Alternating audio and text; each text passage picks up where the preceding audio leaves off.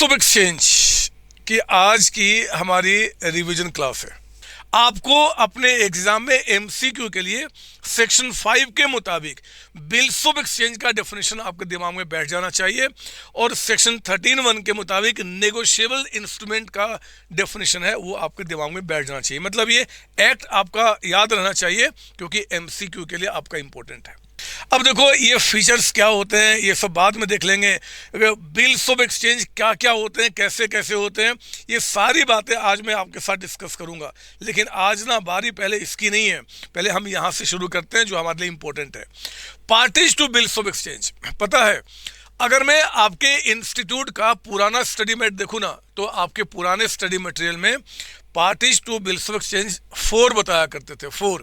लेकिन जो नया स्टडी मटेरियल उन्होंने आपका लॉन्च किया बच्चे, मेरी भी क्लास नए स्टडी मेट के मुताबिक ही आपके पास गई होगी अगर आप पेड कोर्सेज में है तो 3 पार्टी होते हैं, ड्रॉवर, ड्रॉई एंड पेई। आपका ड्रॉवर कौन होता है? जो कि आपका बिल को ड्रॉ करता है। ड्रॉवर कौन होगा बच्चे? जो बिल को ड्रॉ करेगा। ड्रॉई जिसपे हम बिल लिखते हैं और पेई कौन होता है? जो ड्यू डेट पे आपका ड्रॉवी से जाके पेमेंट रिसीव करता है, हम उसको बोलते हैं पेई, है ना। 3 बातें यहाँ पे। ड्रॉवर कौन होता है? जो पैसा जो बिल लिखता है। ड्रॉवी कौन होता है जी? जो जिस पे बिल हम लिखते हैं। और पेई कौन होता है? आपका जो आपका यहाँ पे द पर्सन जो पैसा ड्यू डेट पे जाके कलेक्ट करता है, ठीक है ना। एक सवाल मुझे और जवाब दे दो, मैं ऐसे ही आपसे पूछना चाहता हूं। अगर मैं कहना चाहता हूं कि क्रेडिटर कौन होता है, नहीं, अगर मैं कहूं कि जरा एक बात बताओ, डेटर आप किसको बोलोगे? आप डेटर किसको बोलोगे?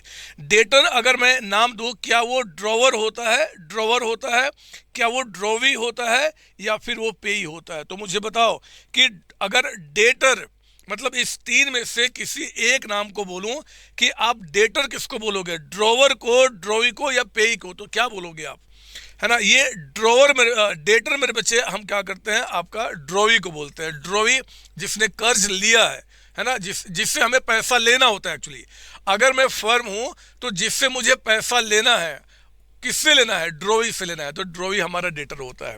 तो इसमें कोई डाउट ना हो कि अगर क्रेडिटर के बारे में पूछ दे एग्जाम में, क्रेडिटर कौन होता है, तो ड्रॉवर को बोलेंगे। ड्रॉवर में आप टिक मार्क करेंगे, ठीक है ना, ड्रॉवर को बोलेंगे। तो ठीक है, गुड बच्चों, गुड। आप बहुत प्यारे बच्चे। मेरा गला थोड़ा बैठा हुआ है, मेरी आवाज़ तो समझ में आ रही है आपको ना? बोलो हाँ।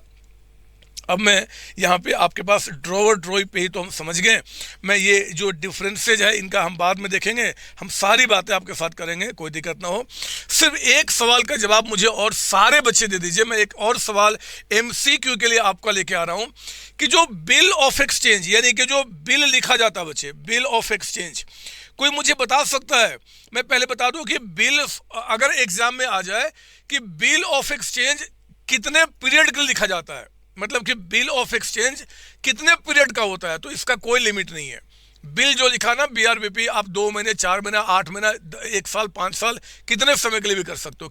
लेकिन एग्जाम में अगर 4 ऑप्शन आ जाए कि बिल ऑफ एक्सचेंज जनरली कितने समय का होता है, जनरली कितने समय का, तो क्या आंसर देंगे आप?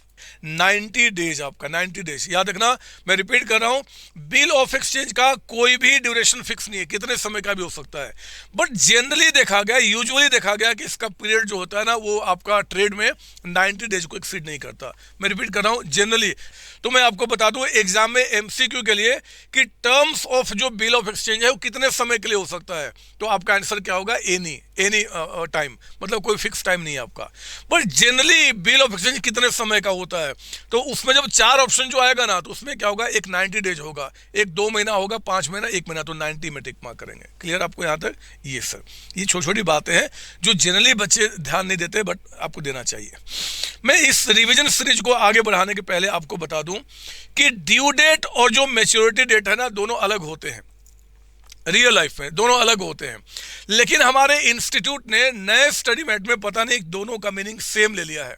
ड्यू डेट और मैच्योरिटी आपका दोनों का मीनिंग सेम, तो कोई बात नहीं, हम दोनों को सेम मानते हुए आपका चलेंगे। इसमें क्वेश्चन वो बनाएंगे नहीं, वो क्या होगा मैं आपको दिखाता हूँ। बहुत ध्यान से मेरी बात सुनेंगे, आप क्या बोल रहा हूँ।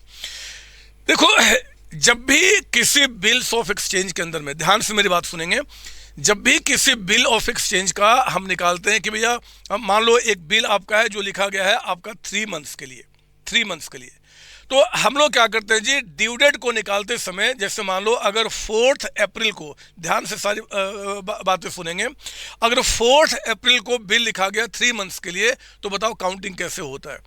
4 अप्रैल से 3 महीना, 4 मई, 4 जून, 4 जुलाई, तो ये आपका 3 मंथ्स कहाँ कंप्लीट हुआ, 4 जुलाई को, 4 जुलाई। 4 जुलाई में आप क्या करेंगे, 3 डेज का ग्रेस पीरियड ऐड करते हैं, तो क्या हो गया आपका 7 जुलाई, 7 जुलाई। और 7 जुलाई हमारा क्या होगा, ड्यू डेट होगा, या कह दो डेट ऑफ मैच्योरिटी। गुड, ये बात मुझे पता है, आप भी जानते हो, इसमें कोई दिक्कत ना हो। मेरे बच्चे, मैं सिर्फ आपको ये बताना चाहता हूं कि अगर एग्जाम में पीरियड ऑफ बिल अगर मंथ्स में दिया है, मंथ्स में, तो काउंटिंग हमेशा क्या करना, मंथ्स में करना। 4 अप्रैल से 3 महीना, 4 मई, 4 जून, 4 जुलाई, ऐसे काउंटिंग करना। लेकिन एग्जाम में क्या करता है, अगर कुछ ऐसा बोल दे, एग्जाम में अगर मान लो कुछ ऐसा बोल दे कि 4 अप्रैल को हमने बिल लिखा है और पीरियड कहता है कि 90 डेज, 90 डेज, तो याद रखना अगर डेज में आपका दिया रहेगा तो काउंटिंग आपका डेज में किया जाएगा। जब मैं ये काउंटिंग डेज में करना शुरू करूंगा तो यहां पे एक ध्यान देना है कि जिस दिन बिल लिखा गया है उस दिन को हम एक्सक्लूड करते हैं for counting the due date. 4 अप्रैल अगर मान लो काउंटिंग आपको डेज में करना है, मंथ में तब तो कोई टेंशन ही नहीं है। अगर डेज में काउंटिंग करना है तो जिस दिन बिल लिखा गया हम उसको एक्सक्लूड करते हैं। तो 4 अप्रैल को छोड़ दीजिए, जरा बताओ अप्रैल में कितने दिन होते हैं, जनवरी, फरवरी, मार्च, अप्रैल, 30 दिन होते हैं। तो 30 में 4 हटा दो क्योंकि 4 को भी हटाना है, यानी कि 26 दिन आपका अप्रैल में हो गया। मई, जनवरी, फरवरी, मार्च, अप्रैल में 31 दिन आपका मई में हो गया। जून आपका 30 हो गया, कितने दिन हो गया आपका ये 87 आपका हो गया, 87। तो आपका जनवरी, फरवरी, मार्च, अप्रैल, मई, जून, 30 जून तक, 30 जून तक आपका कितना दिन हो गया जी 87। 3 दिन और ऐड करो तो क्या बन गया आपका 3 जुलाई, 3 जुलाई। और 3 जुलाई में 3 दिन का हम क्या ऐड करेंगे, ग्रेस पीरियड, तो क्या हो गया 6 जुलाई, 6 जुलाई आपका। मैं तो सिर्फ आपको इतनी बात बताना चाहता हूं कि अगर ड्यू डेट निकालना हुआ क्वेश्चन में और मंथ्स में दिया है तो मंथ्स में काउंटिंग कीजिए, डेज में दिया है तो डेज में काउंटिंग करना। When we start counting in days तो डेट ऑफ बिल ड्रॉन को हम क्या करते हैं, एक्सक्लूड करते हैं, एक्सक्लूड करते हैं। मुझे विश्वास है यहां तक कोई दिक्कत नहीं होगी। मेरे प्यारे बच्चों, थ्योरी के लिए कुछ बात बताना चाहता हूं, एमसीक्यू के लिए, मेनली आपका एमसीक्यू के लिए। पता क्या होता है, ये जो 3 डेज का जो ग्रेस पीरियड यहां पे ऐड किया जा रहा है ना, ग्रेस पीरियड, आपको हर एक बिल में ग्रेस पीरियड ऐड करना है, हर एक बिल में ऐड करना है। लेकिन अगर बिल जो आपका है ना वो इन 3 में से कोई एक हो जाए, ऑन डिमांड बिल हो जाए, एट साइट हो जाए, या ऑन प्रेजेंटमेंट बिल हो जाए। ऑन डिमांड का मतलब जिस दिन डिमांड करूंगा आपको पेमेंट करना पड़ेगा, ऑन साइट जिस दिन हमने बिल दिखा दिया आपको पेमेंट करना पड़ेगा, और प्रेजेंट में जिस दिन हमने प्रेजेंट कर दिया आपको पेमेंट करना पड़ेगा। तो ऐसे केस में फिर ग्रेस पीरियड को ऐड करने का कोई मतलब ही नहीं बनता, क्योंकि जिस दिन बिल आपके पास पहुंच गया उस दिन आपको पेमेंट करना पड़ेगा। इसलिए याद रखना ये जो हम हमेशा 3 डेज का ग्रेस पीरियड ऐड करेंगे, लेकिन इस 3 केस में हमने क्या बोला, on demand, at sight, on presentment, इसमें क्या होता है कि आपका ग्रेस पीरियड को हम यहां पे इंक्लूड नहीं करते, ग्रेस पीरियड को हम इंक्लूड नहीं करते। यहां तक बात क्लियर है आपको? ये बात क्लियर है बच्चे कि जब भी on demand, at sight, on presentment bill हो जाएगा तो उस केस में हम ग्रेस पीरियड को इंक्लूड नहीं करेंगे। इसका सिंपल मतलब ये निकल के आ गया, मान लो कोई बिल लिखा गया कि भैया 26 को आपको पे करना है, स्पेसिफिक डेट है कि 26 तारीख को पे करना है, तो फिर तो हम 26 को ही पे करेंगे ना। 28 को पे करना तो हम 28 को ही पे करेंगे ना। अगर बिल पीरियड में लिखा गया कि 3 मंथ्स के बाद पे करना है, 90 डेज के बाद पे करना है, तब तो हम ग्रेस पीरियड ऐड करेंगे। लेकिन अगर वो ऑन डिमांड बिल है, एट साइट, ऑन प्रेजेंटमेंट, तो उस केस में हम ग्रेस पीरियड को इंक्लूड नहीं करते हैं। आपके लिए एमसीक्यू के लिए मैं बता देता हूं, ये बहुत इंपॉर्टेंट चीज है, ठीक है ना। इन्हीं बातों को मैंने फिर क्या किया, आपको बहुत प्यारे तरीके से यहाँ पे दिखाया भी है। देखो ना, कहता है कि जब बिल आपका मेड पेबल होता है ऑन स्पेसिफिक डेट, आप खुद बताओ, आप लॉजिकल हो, आपके दिमाग है, आपके अंदर शक्तियां हैं। अगर मैंने कोई बिल एक आप पे लिखा और लिखा कि 18 अगस्त को आपने पेमेंट करना है, अगर बिल में मैंने वो डेट मेंशन कर दिया कि भैया 18 अगस्त को पेमेंट करना है, तो 18 अगस्त को ही तो पेमेंट करना होगा, फिर तो ग्रेस पीरियड का मतलब ही नहीं बना। यानी कि फिर वो पता क्या होगा, इस केस में ये कहाँ काउंट हो जाएगा, इन बिल के अंदर में काउंट हो जाएगा। तो अगर bill payable on a specific date है तो वहां पे हम क्या करेंगे, स्पेसिफिक डेट ही आपका ड्यू डेट हो जाएगा, हम वहां पे ग्रेस पीरियड को इंक्लूड नहीं करते हैं। लेकिन पता है जब बिल आपका पेबल होता है after stated number of month, तो हम क्या करेंगे, उतना मंथ ऐड करेंगे और फिर उसमें ग्रेस पीरियड को ऐड करेंगे। बताया था भी, मैंने आपको बताया था कि मंथ्स में होगा तो ग्रेस पीरियड ऐड करेंगे। अगर वो डेज में होगा तो काउंटिंग हम डेज में करेंगे और ये इस काम को करते समय 3 डेज का ग्रेस पीरियड भी ऐड करेंगे। लेकिन याद रखना, date of bill drawn, date of bill drawn को हम क्या करते हैं, एक्सक्लूड करते हैं। मुझे विश्वास है ये भी कोई दिक्कत ना हो। आप ये भी जानते हो कि जब हमने क्या किया जी, ड्यू डेट निकाला, मतलब कि 3 मंथ्स या 90 डेज प्लस 3 डेज का ग्रेस पीरियड ऐड करने के बाद, जो डेट आ रहा है, अगर वो एक नेशनल हॉलीडे हो जाए, national holiday, public holiday, gazetted holiday आपका हो जाए, मतलब कि पहले से ही वो छुट्टी अनाउंस्ड है हमारे देश में, तो मेरे प्यारे बच्चों, हम ड्यू डेट को क्या करते हैं, प्रीपोन्ड करते हैं। जो आपका प्रीसीडिंग बिजनेस डे होगा, जिस दिन आपका बिजनेस डे आपका होगा, उसी दिन हम ड्यू डेट मानेंगे। फिर मतलब कि हम पोस्टपोन नहीं करेंगे, हम क्या करेंगे जी, प्रीपोन करेंगे। कैसे याद रखेंगे, पहले से हमें पता है कि भैया ड्यू डेट जो आपका पड़ने वाला है 3 डेज ग्रेस पीरियड ऐड करने के बाद, वो एक पहले से ही अनाउंस हॉलीडे है, तो फिर आपको उसके पहले जो आपका बिजनेस डे होगा ना, उस दिन आपको क्या करना होगा, उसका ड्यू डेट मानना पड़ेगा। यस, लेकिन मेरे बच्चे अगर वो सडन हॉलीडे हो जाए, सडन हॉलीडे, कोई स्ट्राइक हो गया, लॉकआउट हो गया, हमारे देश में किसी का कुछ ऐसा मिस हैपनिंग हो गया कि हमारा उस दिन इंडिया को ही बंद कर दिया गया, या फिर बैंक उस दिन काम नहीं कर पाया, तो उस केस में जो नेक्स्ट फॉलोइंग नॉर्मल डे होगा वो आपका ड्यू डेट होगा। मुझे ये भी विश्वास है यहाँ तक भी आपको कोई दिक्कत नहीं होगी। अगर इनके ऊपर में कोई भी एमसीक्यू बन जाए, आप बहुत आसानी से क्वेश्चन कर जाएंगे, है ना बच्चे, बोलो हाँ। ठीक है, यहाँ तक आप लोग का ये सर। मैं और आगे बढ़ता हूँ। पता है 3 डेज का ग्रेस पीरियड ऐड करेंगे, सब आप जानते हैं, इन 3 टाइप के बिल को छोड़ के। आपका एक और भी केस बड़ा ही इंपॉर्टेंट होता है। मैं एक बार ना, ये एक बिल होता है बच्चे, ये कब होता है, मैं पहले केस लेकर आ जाऊं।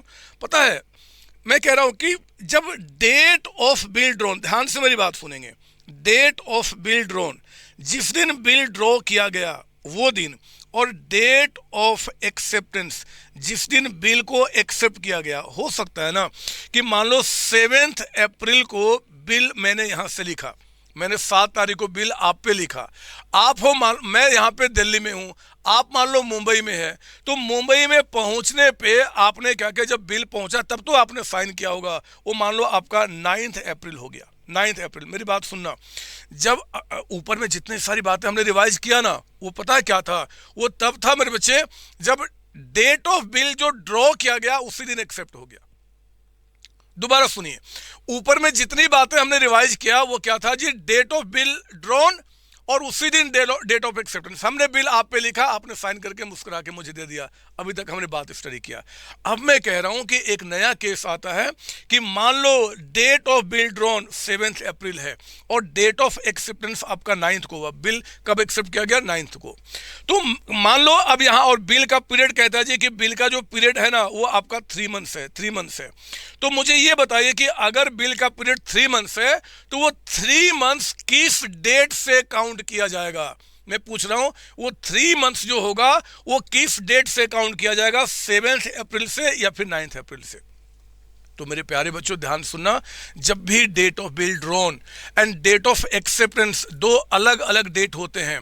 जिस दिन बिल लिखा गया और जिस दिन साइन हुआ, अगर दोनों अलग अलग होगा तो उन बिल के ऊपर में ये मेंशन करना पड़ता है। ध्यान से सुनना, ना ना ना आप बदमाश हो, आप उल्टे सीधे आंसर दे रहे हो, कोई फायदा नहीं है। मैंने क्या बोला, जब डेट ऑफ बिल ड्रॉन और डेट ऑफ एक्सेप्टेंस 2 अलग अलग डेट होंगे तो आपको बिल के ऊपर में इस बात को मेंशन करना होगा कि बिल आफ्टर साइट है या बिल आफ्टर डेट है। उस बिल पे लिखना पड़ेगा कि भैया ये बिल क्या है, आफ्टर साइट है या फिर आफ्टर डेट है। अगर बिल पे मेंशन किया गया है कि बिल आफ्टर साइट है तो मेरे बच्चे ड्यू डेट की जो काउंटिंग होती है ना, वो काउंटिंग स्टार्ट होती है from date of date of acceptance, जिस दिन बिल एक्सेप्ट किया गया है हम उस दिन से क्या करते हैं, काउंटिंग शुरू करते हैं। सुनने मेरी बात, अगर क्वेश्चन के अंदर में डेट ऑफ बिल ड्रॉन और डेट ऑफ एक्सेप्टेंस अलग होगा तो हमेशा एग्जाम में जब क्वेश्चन आएगा तो आपको बताएगा कि उस बिल पे क्या लिखा हुआ है, आफ्टर साइट या फिर आफ्टर डेट। अगर वो लिखा हुआ आफ्टर साइट तो इसका मतलब क्या, काउंटिंग कब से होगा, from the date of acceptance. और अगर लिखा हुआ आफ्टर डेट तो काउंटिंग कहां से होगा जी, from date of bill drawn, from date of bill drawn. बस इतनी सी बातें आपको निकल के आती है ना, ये बात निकल के आती है। समझिए मेरी बात ना।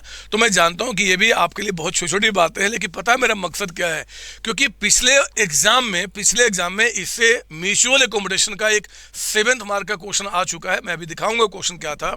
तो मेरा मानना है बच्चे कि इस बार एग्जाम में ना बिल्स ऑफ एक्सचेंज से एमसीक्यू ज्यादा पूछेंगे, वो मुझे ऐसा लग रहा है। ये नहीं कि इसका मतलब कि वो बड़ा क्वेश्चन नहीं पूछेंगे, नहीं, मैं पूरी तैयारी कराऊंगा आपको, लेकिन मैं चाहता हूं कि इसके छोटे छोटे कण जिसमें एमसीक्यू छिपा हुआ है मैं उसको आपको तैयार करा दूं। तो बस ये बात ध्यान रखेंगे, ठीक है मयंक शुक्ला जी। अब आइए ना, मैं अब आपको लेके आता हूँ इसका प्रैक्टिकल, बहुत ही प्यारा छोटा सा चैप्टर है, मस्त तरीके से हम इसका रिवीजन करेंगे और फिर आगे बात करेंगे, ठीक है। आइए अब मैं आपको लेके आता हूँ इसका एंट्रीज, क्योंकि आप जानते हैं कि बिल्स ऑफ एक्सचेंज चैप्टर के अंदर में सिर्फ एंट्री और सिर्फ एंट्री है ना, सिर्फ एंट्री और सिर्फ एंट्री है। तो मैं आपको दिखाता हूँ एंट्री क्या होगा, यहाँ पे एंट्री क्या होगा, ठीक है ना। सुनिए मेरी बात ध्यान से देखो, एंट्री आपके एग्जाम में या तो ड्रॉवर के बुक में आएगा या ड्रॉई के बुक में आएगा या दोनों के बुक में आएगा, और किसी थर्ड पार्टी के बुक में नहीं आएगा। थर्ड पार्टी मतलब पेई है ना, जो पैसा रिसीव करता है, मतलब बिल बैंक के पास है तो बैंक पे ही हो गया, इंडोर्सी तो इंडोर्सी हो गया, वो उनके बुक में आपसे नहीं पूछेगा। हमारे लिए क्या पूछेगा जी, ड्रॉवर में या फिर ड्रॉई के बुक में।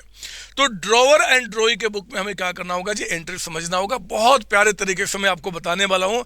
प्लीज जितने बच्चे अभी मेरे यहाँ पे देख रहे हैं मेरे साथ लाइव, आप अपने चेहरे पे थोड़ी सी स्माइल रख लो, थोड़ी सी स्माइल रखो, दिमाग को शांत रखो। देखो सारी एंट्री क्या मस्त तरीके से मैं आपको रिवाइज करा रहा हूँ। सुनिए, अभी आप इनको मत देखना, अभी मैं इनको काट ही देता हूं ताकि आपके दिमाग में ये ना आए। सिर्फ आप किसको देख रहे हैं, आप यहां पे देख रहे हैं इनका ड्रॉवर के बुक में एंट्री में आपको दिखा रहा हूं। ड्रॉवर ने मेरे बच्चे गुड सेल किया। ड्रॉवर यहां पे क्या है जी, ये देखिए मैंने लिख दिया, ये एक्स है एंड ड्रॉई क्या है, वाई है। तो ड्रॉवर जो है ना वो एक्स है, तो आप ड्रॉवर हो यानी कि आप अपने आप को एक्स मानते हुए सारी एंट्री करेंगे। मुझे बताओ, आपने गुड सेल किया वाई को, तो क्या बोलेंगे, वाई टू सेल किया, आपका रेवेन्यू हो गया, और उतना पैसा हमें क्या करना है जो वाई से लेना है ना बच्चे, लेना है। लेकिन जब आपने वाई को गुड सेल किया तो हमने पहले किसको डेबिट किया था, वाई को, कि हमें वाई से पैसा लेना है। लेकिन जब वाई से आप बिल ले लेते हो, एक्सेप्टेंस ले लेते हो, यानी कि बिल जब आप ड्रॉ करते हो तो वाई के नाम को हम हटा देते हैं, और किसको डेबिट करते हैं, बिल्स रिसीवेबल अकाउंट, है ना। यानी कि मेरे बच्चे ये दो एंट्री का अल्टीमेट इंपैक्ट हुआ कि अब वाई अकाउंट खत्म हो गया। वाई अकाउंट आपके बुक में नहीं है, आपको बुक में क्या दिख रहा है, हमने सेल किया और हमारे पास क्या है, बिल्स रिसीवेबल। सेल करके हमारे पास क्या आ गया, बिल्स रिसीवेबल आ गया है। फिर कहते हैं कि अगर इस बिल को आपने टिल मैच्योरिटी, मान लो बिल 3 महीने का 4 महीने का है, और उस टिल मैच्योरिटी अगर बिल आपने अपने पास रखा, तो बिल अपने पास रखने का क्यों कोई एंट्री पास करूंगा, ऑलरेडी बिल हमारे पास दिख रहा है, तो नो एंट्री इज पास। अरे बोलो ना, ये बात याद है ना कि अगर बिल हमने अपने पास रखा, we do not pass any more entry because already bill is with us, हमारे पास दिख रहा है यहाँ पे। लेकिन अगर बिल को हम डिस्काउंट करते हैं, बिल डिस्काउंट करने का मतलब होता है बिल बैंक को बेच देना, है ना। डिस्काउंट का मतलब क्या, सिंपल शब्दों में बिल हमने बैंक को बेच दिया। तो देखो अगर बिल डिस्काउंट करोगे, नजर यहां डालो, ये जो बिल आपके पास डेबिट में था ना, वो क्रेडिट होके बिल हमारे पास से चला गया, बिल चला गया, और बैंक ने जितने पैसे आपको दिए होंगे इस बिल के बदले में, वो हमारे बैंक में पैसा चला गया, वो हमारे अकाउंट में जमा कर देता। आप जानते हैं कुछ चार्जेस बैंक काटता है, उसको हमने क्या किया, डिस्काउंट एक्सपेंस के रूप में दिखा दिया। पहला आपका क्या था जी, गुड्स बेचने का, फिर बिल ड्रॉ किया, बिल टिल मैच्योरिटी कुछ नहीं। अगर बिल को, अगर these are different cases, 3A B C D 4 cases हैं, इनमें से बिल के साथ कुछ एक ही होगा। अगर मैच्योरिटी देख रखा, कोई एंट्री नहीं। बिल को हमने डिस्काउंट किया तो हमने क्या किया, बिल को हटा दिया, बैंक डिस्काउंट को डेबिट कर दिया। दूसरा, बिल को अगर हमने इंडोर्स कर दिया, रिपीट कर रहा हूं, इंडोर्स का मतलब क्या, अभी दो केसेज नहीं है, इस एंट्री के बाद क्या हो रहा है, ये निकल के आ रहा है, बिल हमने क्या क्या इंडोर्स कर दिया। मेरे प्यारे बच्चों, इंडोर्समेंट का मतलब होता है कि कोई मेरा पहले से क्रेडिटर था, किसी से मैंने पहले से कुछ कर्ज लिया था और उस कर्ज के बदले में उसको क्या किया, मैंने बिल दे दिया कि जाओ आप पेमेंट कलेक्ट कर लेना। उसको बोलते हैं बिल को इंडोर्स करना। जानते हो ना, बिल इंडोर्स करना मतलब कि मेरे पास क्या भी है, बिल है, मेरा एक क्रेडिटर है, उस क्रेडिटर को क्या क्या मैंने इस बिल को दे दिया कि भैया आप जाके ड्यू डेट पे पेमेंट ले लेना, मेरा कर्ज आपके साथ खत्म हो गया। तो अगर ये बिल मैं अपने क्रेडिटर को दे दूंगा पेमेंट के बदले में, यानी कि अगर इंडोर्स कर दूंगा, तो देखो बिल हमारे पास से चला जाएगा और क्रेडिटर जो हमारी लायबिलिटी हुआ करती थी, वो लायबिलिटी अब हमारी खत्म हो जाएगी। खत्म हो जाएगी या कम हो जाएगी, बोलो ना। हाँ, लायबिलिटी है ना बच्चे, लायबिलिटी कम होना क्या करते हैं, डेबिट करते हैं, तो एंट्री क्या हो गया, क्रेडिटर्स टू बीआर अकाउंट आपका, है ना। तो ये सारी बातें आपका या तो केस ये होगा या फिर केस ये होगा या फिर ये होगा, ये चौथा होगा bill sent for collection. Bill sent for collection, इसमें क्या होगा जी, ये जो बिल हमारे पास है ना बच्चे, ये बिल मैं अपने बैंक को दे दूंगा कि बैंक भैया ये बिल जो मेरा है ना अपने पास संभाल के रखो, ड्यू डेट पे जाके पैसा कलेक्ट करना और पैसा कलेक्ट करके मेरे अकाउंट में जमा कर देना। मेरे बच्चों ध्यान रखना, बिल डिस्काउंटेड का मतलब होता है बिल बेच देना। अब बिल मेरा नहीं रहा, लेकिन बिल सेंट फॉर कलेक्शन का मतलब बिल मैंने बेचा नहीं है, मेरे पास जो बिल था ना वो हमने बैंक को दे दिया कि बैंक संभाल के रखो, मेरा बिल है, ड्यू डेट पे जाना, पैसा कलेक्ट करना और मेरे अकाउंट में जमा कर देना। यही होता है ना बच्चे, ये सर। तो जब भी ये बिल मैंने बैंक को दे दिया ना, तो देखो बिल मेरे पास से चला गया, लेकिन मेरा बैंक नहीं बढ़ेगा क्योंकि पैसा अभी नहीं मिला है, वो पैसा बाद में ड्यू डेट पे आएगा। तो आज हम लोग क्या करते हैं, उसको अपने पास किस नाम से दिखाते हैं, बिल सेंट फॉर कलेक्शन के नाम से। आज हम उसको किस नाम से दिखाते हैं, बिल सेंट फॉर कलेक्शन के नाम से। मुझे एक बात बताओ, मैं आप सबसे पूछना चाहता हूं, जितने बच्चे अभी मुझे यहां पे सुन रहे हैं, कि एग्जाम में आ जाए कि bill sent for collection account, ध्यान से सुनिए, ये जो bill sent for collection account है, ये फर्म का मतलब इस क्वेश्चन में एक्स का, ये क्या है, ये उनका एसेट है, ये उनकी लायबिलिटी है, वो आपका एक्सपेंस है या फिर रेवेन्यू है, क्या बोलेंगे आप बताइए। मैं एक एक बच्चे से आंसर सुनना चाहता हूं, मुझे सिर्फ इतना बता दो कि ये जो बिल सेंट फॉर, अगर इस अकाउंट के बारे में पूछ दे कि bill sent for collection account क्या है, तो आप मुझे बताओ किस में टिक मार्क करोगे आप। कितने प्यारे बच्चे हैं यार, मुझे समझ में नहीं आ रहा है, ये सारे बच्चे इतने सारे प्यारे एक साथ कैसे हो सकते हैं। सिर्फ एक बदमाश बच्ची मुझे मिली है, विश्वास, हाँ लड़की, हाँ जी, ये एसेट है बच्चे, ये एसेट है, ये एसेट है, क्योंकि जो मेरी अमानत मेरे पास पड़ी थी ना, बीआर, बिल्स रिसीवेबल, बस हमने क्या किया, अपने पास से बैंक को दे दिया कि बैंक संभाल के रखो, है ना, है तो मेरा ही ना। तो वो जो है बच्चे, वो मेरा एसेट है, वो मेरा एसेट है और मेरा एसेट आपका है, ठीक है ना। तो ये एसेट में आपको एग्जाम में क्या करना होगा, टिक मार्क करना होगा। खैर एनीवे, मैं जानता हूं कि आप इस बात को समझ गए। ये लो ना, ये देखो, आप हैरान हो जाओगे कि आपके अंदर में ऐसी ऐसी शक्तियां कैसे आ सकती हैं। जिस चीज को पढ़ाने के लिए मैंने आपको क्लास में 2 घंटे का समय लिया था, उसको देखो आपने 5 मिनट में रिवाइज कर लिया।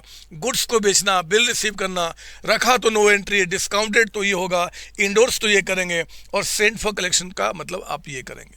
तो हमारी एंट्री हमारी कंप्लीट हो गई, हमने चारों केस देख लिया, चारों ही केस हमने देख लिया। यहां पे ये बात निकल के आए। क्या यहां तक सबको ठीक है मेरे बच्चे, यहां तक सबको ठीक है, यहां तक सारी बातें समझ में आ गई, यहां तो कोई डाउट आपको, बोलो ना हाँ या ना, यहां तो कोई डाउट नहीं सर, कोई डाउट नहीं है।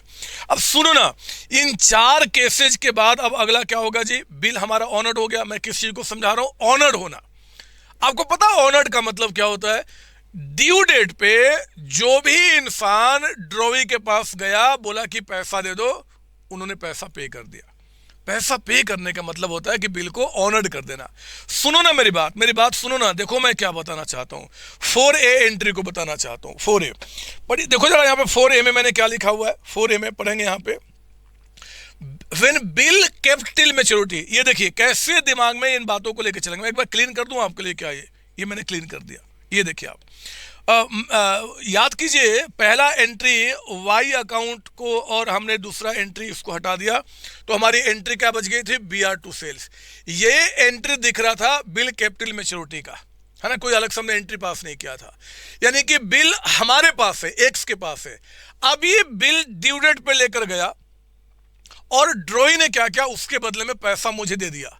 तो अगर मुझे यानी कि एक्स को अगर पैसा मिलेगा तो क्या करूंगा जी, इस बिल को अब हटा दूंगा और इसके बदले में खूब सारे पैसे मिल गए तो पैसा लेने की एंट्री करूंगा। तो मेरी एंट्री क्या बन जाएगी, ये देखिए आप यहाँ पे, आप क्या करना, ये देखिए आपने बिल को हटा, कहाँ गया, सॉरी माफ कीजिए, ये नहीं, आप देखिए यहाँ पे क्या किया जी, आपने बिल को हटा दिया टू BR अकाउंट, और पैसा अगर कैश में मिला तो कैश, बैंक में मिला तो बैंक। आप जनरली बैंक से एंट्री करना, क्योंकि कैश से एंट्री करने का जमाना गया। आपको पता है कि कैश से आजकल कुछ होता नहीं है। अगर कोई बच्चा कैश डेबिट करेगा तो भी कोई दिक्कत नहीं है, बट कोशिश कीजिए कि बैंक से आप एंट्री कीजिए कि पैसा हमारे पास मिल गया आपका, ठीक है ना, ये इसका मतलब निकल के आता है, ठीक है। 4B में आइए, 4B में क्या था, व्हेन बिल डिस्काउंटेड, जब हमने बिल डिस्काउंट किया था। आप भूल गए क्या, जब बिल डिस्काउंट किया था ना बच्चे, ये देख लो आप, जब बिल आपने डिस्काउंट किया था तो बिल हमारे पास से चला गया बिल हमारे पास, और बैंक से हम पैसा रिसीव कर चुके जितना हमें लेना था कुछ डिस्काउंट चार्ज कटने के बाद। जब ड्यू डेट पे बैंक जाएगा ड्रॉई के पास एंड ड्रॉई ने बैंक को पैसा पे कर दिया, तो क्या वो बैंक वाला दोबारा आपको पैसा देगा बच्चे? आपसे पूछता हूं, जरा मुझे बताइए कि अगर मान लो कि मैंने क्या किया था, अपना बिल स्टार्टिंग में ही बैंक वाले को बेच दिया था और बैंक वाले से पैसा ले लिया। अब ड्यू डेट पे वो बैंक वाला उस ड्रॉई के पास जाके पैसा मांगेगा और ड्रॉई ने उनको पैसा पे कर दिया, तो क्या वो दोबारा मुझे पैसा देंगे? नहीं देंगे। तो हमें इससे कोई मतलब होगा? कोई मतलब नहीं होगा। यानी कि we are not going to pass any additional entry for honouring that bill. आपका कोई डाउट आपको? नहीं सर। अगर हमने बिल इंडोर्स किया था और वो ऑनर्ड हो जाए तो भी हम कोई एंट्री पास नहीं करेंगे जी, क्योंकि हमने क्रेडिटर को बिल दे दिया था बच्चे। वो क्रेडिटर बदमाश जिसको हमें पेमेंट करना था, हमने बिल के थ्रू पेमेंट कर दिया था। अब वो क्रेडिटर जाके उससे पैसा लेगा, अपने पास रखेगा, हमें थोड़ा ही कुछ देने वाला वो आपका, तो हम वहां पे क्या करेंगे? नो एंट्री पास करेंगे। हम कोई एंट्री पास नहीं करेंगे, हम कोई एंट्री पास नहीं करेंगे। लेकिन एक बात बताऊं मैं आपको, एक बात बताऊं, वो जो केस था ना, जब बिल सेंट फॉर कलेक्शन, ये देखिए, जब आपने बिल कलेक्शन के लिए भेजा था तो बिल तो हटा दिया था, और किस एसेट को आपने डेबिट किया था? बिल सेंट फॉर कलेक्शन, यही डेबिट किया था ना बच्चे। हाँ, अब क्या होगा जी, ड्यू डेट पे वो जो बैंक वाला है वो जाएगा पैसा मांगने ड्रॉवी के पास, और ड्रॉवी ने पैसा दे दिया, तो बैंक वो पैसा लेकर हमारे अकाउंट में जमा करेगा, हमारे लिए, मेरा पैसा है। तो अब मैं क्या करूंगा, इस बिल सेंट फॉर कलेक्शन जो डेबिट था ना, उसको मैं क्रेडिट कर दूंगा, और पैसा हमारे कहां चला गया? बैंक में। तो हम बैंक को डेबिट कर देंगे। हाँ, इस केस में जब बिल हम बैंक को देते हैं कलेक्शन करने के लिए और जाके कलेक्ट हो जाता है, तो बैंक हमसे कुछ चार्जेस काटता बच्चे, बैंक हमसे कुछ चार्जेस लेता, वो फ्री में थोड़ा ही काम करेगा। तो कोई बात नहीं, अगर कुछ बैंक चार्जेस क्वेश्चन बोल देगा तो कह देना कि भैया हमारा बैंक चार्ज एक्सपेंस है, उतना पैसा हमारे बैंक से कट गया आपका। तो ये दो एंट्री, अगर इसके बारे में बोलेगा तो ये एंट्री पास करेंगे, नहीं बोलेगा तो सिर्फ एक एंट्री करके आ जाना, काम खत्म करना। बिल ऑनर्ड हो चुका है, बातें हमारी खत्म हो चुकी है। बिल ऑनर्ड हो चुका, बाकी हमारे खत्म हो चुकी है, ठीक है ना। तो एक बार आप अपने अपनी अपनी सभी बच्चे आंखें बंद करें और एक बार देखिए कि क्या यहां तक बातें क्लियर है। चैट बॉक्स में येस या नो होगा और आंखें आपकी बिल्कुल बंद रहेंगी, आंखें बिल्कुल बंद रहेंगी। आपके समान, आपके सामने सिर्फ आपके पूज्य हैं, आपके मम्मी पापा, चाहे जिसको भी आप मानते हैं, और बिल्कुल आत्मा से जवाब दीजिए कि क्या यहां तक की बात आपकी क्लियर है।